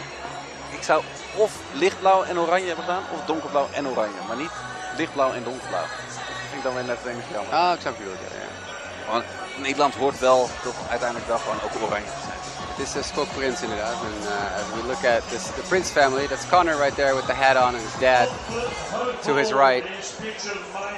That's the Prince family as they look on to Scott Prince back on the mound today. Pitched yesterday against USA, his first international appearance, and he's getting another one right the following day. As hello Prince family, thank you so much for being here. I don't know if Connor is aware of the fact that he is front and center in our live stream. There you go. Yep, he's got it. He figured it out. It's actually 4 innings by Mike Bolsenbroek, and he had 4 strikeouts, 2 of which in the last inning, the 1-2-3 inning. Only 1 hit against.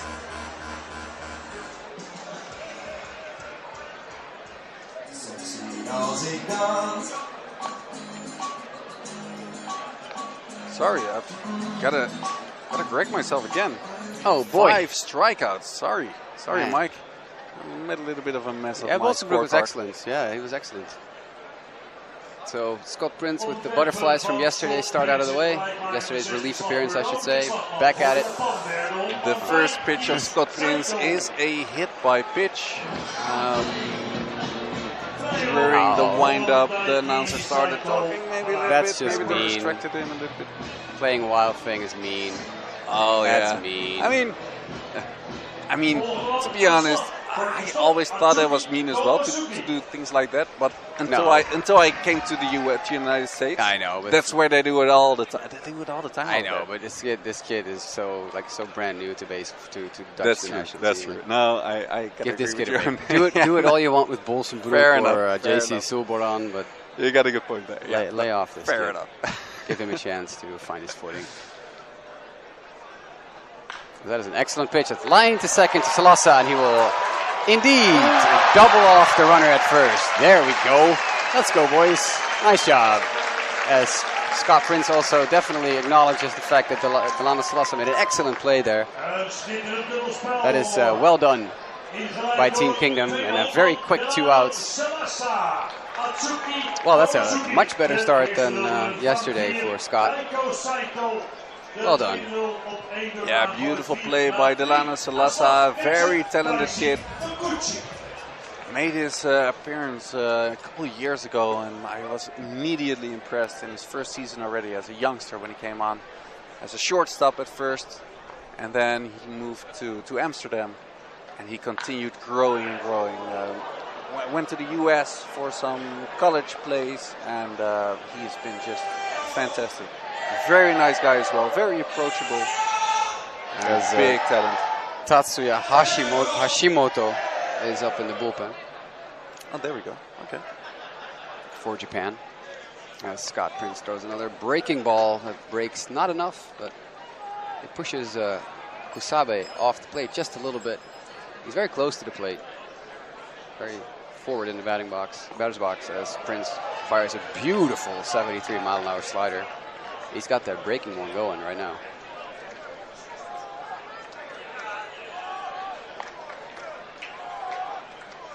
And another very good slider, this time in a different location. The first two were higher and on the inside, and this one was low and on the outside. So moving some eye levels around does Scott.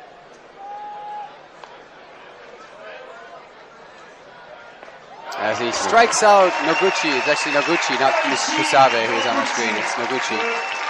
But he strikes him out. Nice shot by Scott Prince. A much quicker inning than yesterday. See, that's what the beauty of getting rid of your nerves is. Like yesterday, obviously coming into a very difficult scenario with the bases loaded. Gave up a couple of hits, a couple of runs. But not today. Not today.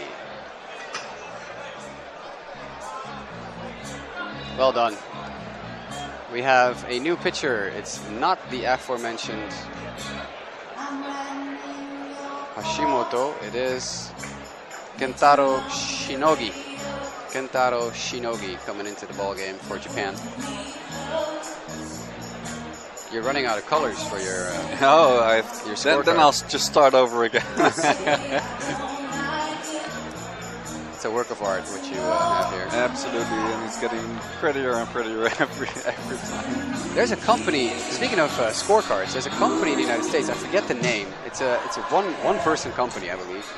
This lady makes beautiful scorebooks. Oh, really? So Okay. you can buy, like if you want to have your own scorebook with you, let's say you're an announcer, an actual announcer, you can go to a lot of baseball games, and you want to keep everything in one book instead of walking around with loose sheets as we are both doing right now.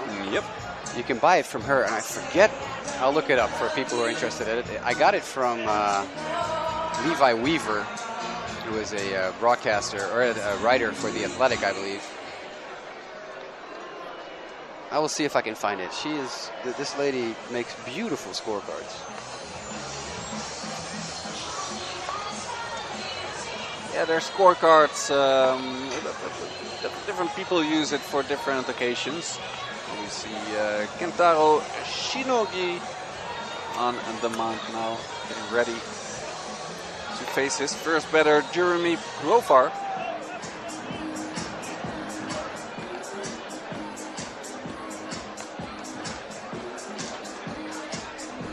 This might be the fourth shutout for Japan in the tournament, by the way.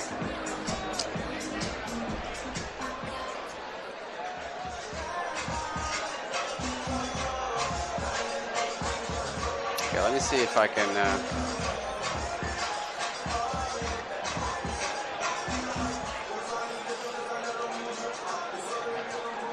track down the scorecard company. We gaan beginnen aan de zevende inning. Openingsstand voor het team. No, Levi tweets about 100,000 times a day, so I won't be able to scroll back through the timeline and find it real quick. So, but trust me, there is this company that makes really cool scorebooks, and I want one. I think you should get one.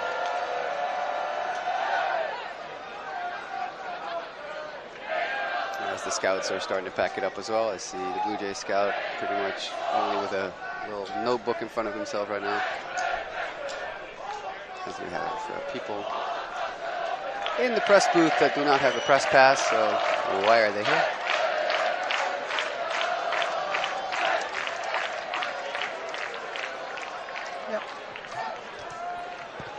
Meanwhile, looking at Jeremy Profar. There's one and one pitch. U bent mij nog de naam en het nummer van de pitcher bij Japan verschuldigd. 16 staat nu op de heuvel en hij luistert naar de naam Kentaro Shinogi. Well, the announcer announces the pitcher during his wind-up. Not sure if I would do the same thing, but that's totally fine. It's not an official tournament, of course, and it's all fun and games. That's what it's all about, and atmosphere is what it's all about. There's the strikeout for Profar. Speaking of enthusiasm and atmosphere.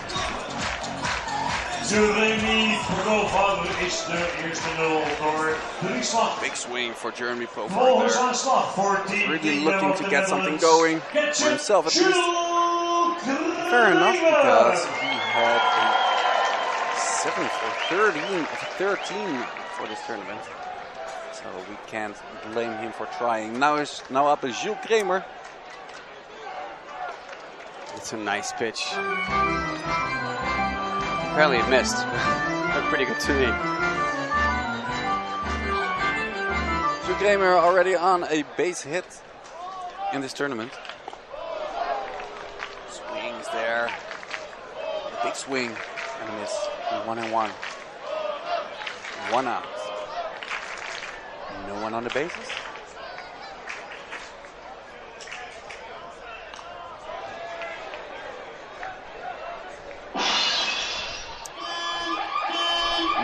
Well, a car has been hit. We got a car down. We got a car down, ladies and gentlemen, here in the stadium. No, just kidding. It's all fun and games, like I said.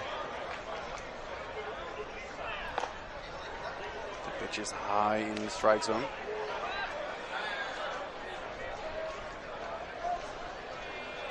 Or actually high outside the strike zone. For ball 2. 2-2 pitch, Oof. and there's a swing and a miss by Jules Kramer. Jules tried to launch himself there. It was like, I'll put my whole body into this one. Exactly. My whole body and soul, as it seemed. I talked with Jules yesterday after the game when he made his debut, and it was just super laid-back, chill guy. Easy to root for. As we're 1 out away from the end of the ball game, as you see Dwayne Kemp step into the box, the veteran. Dwayne Kemp always looking for that base hit. He's 2 for 7 for this tournament. But definitely a hitter that you can never count out.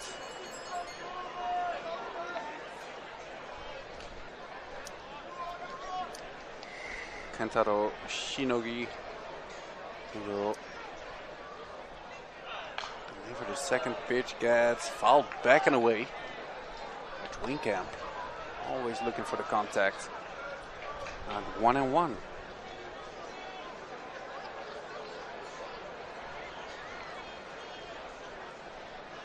Dwayne Kemp from a big baseball family as well. There is the base hit. We're not done yet. As the Kingdom now leads Japan 5-4 in base hits, yet we trail 5-0. That's what walks will do to you. Yep, exactly.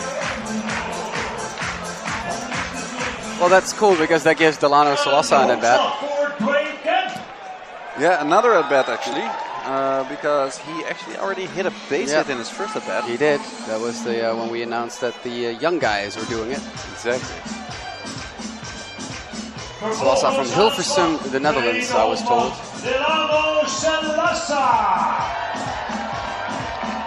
Dwayne Kemp, you see him in the image there. Like I said, from a big baseball family. His dad is head coach now of Twins. And his younger brothers, Tyrick and Irving, also good baseball players in the Dutch Major League. Solosa fouls that one straight back to the screen. It was a good swing, good healthy hack by Solosa. Also listed as a utility player, but generally mostly second base shortstop. January, second base for LND Amsterdam. A very good defender, very good hitter, speedy runner, just an all-around solid baseball player as he almost gets hit. The ball was way behind him. I really had to duck for that one.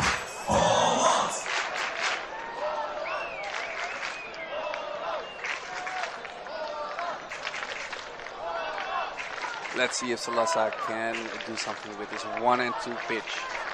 With 2 outs. There's the strikeout, and that's the final out of this game. Delano Salazar is the last one. 3 strikeouts in this inning. Great closing plays by Kentaro Shinogi. And that makes a great ball game once again.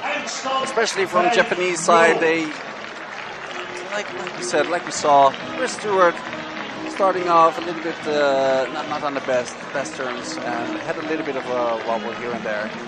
Probably won't sleep too well tonight,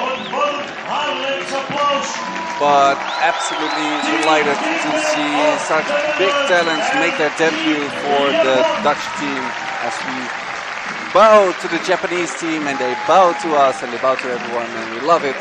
Very respectful to everyone and everything. Very enjoyable day at the ballpark again. Jason, thank you so much for joining me twice today. You're very welcome. Much appreciated. We'll have you back in the booth again, I think tomorrow at some point, right? Yeah, I think so. Yeah, that should be fun. Absolutely. For us, this is it. Japan move on as the leader of the round robin stage. Undefeated, 4 shutouts by Japanese pitching. They are well on their way to a championship here in Haarlem. So we will meet you back here again tomorrow. On behalf of Jason Houtkamp, my name is Jasper Roos. Thank you so much for watching. Please tune in again tomorrow. Have a great rest of your day. Bye-bye now. Player of the game.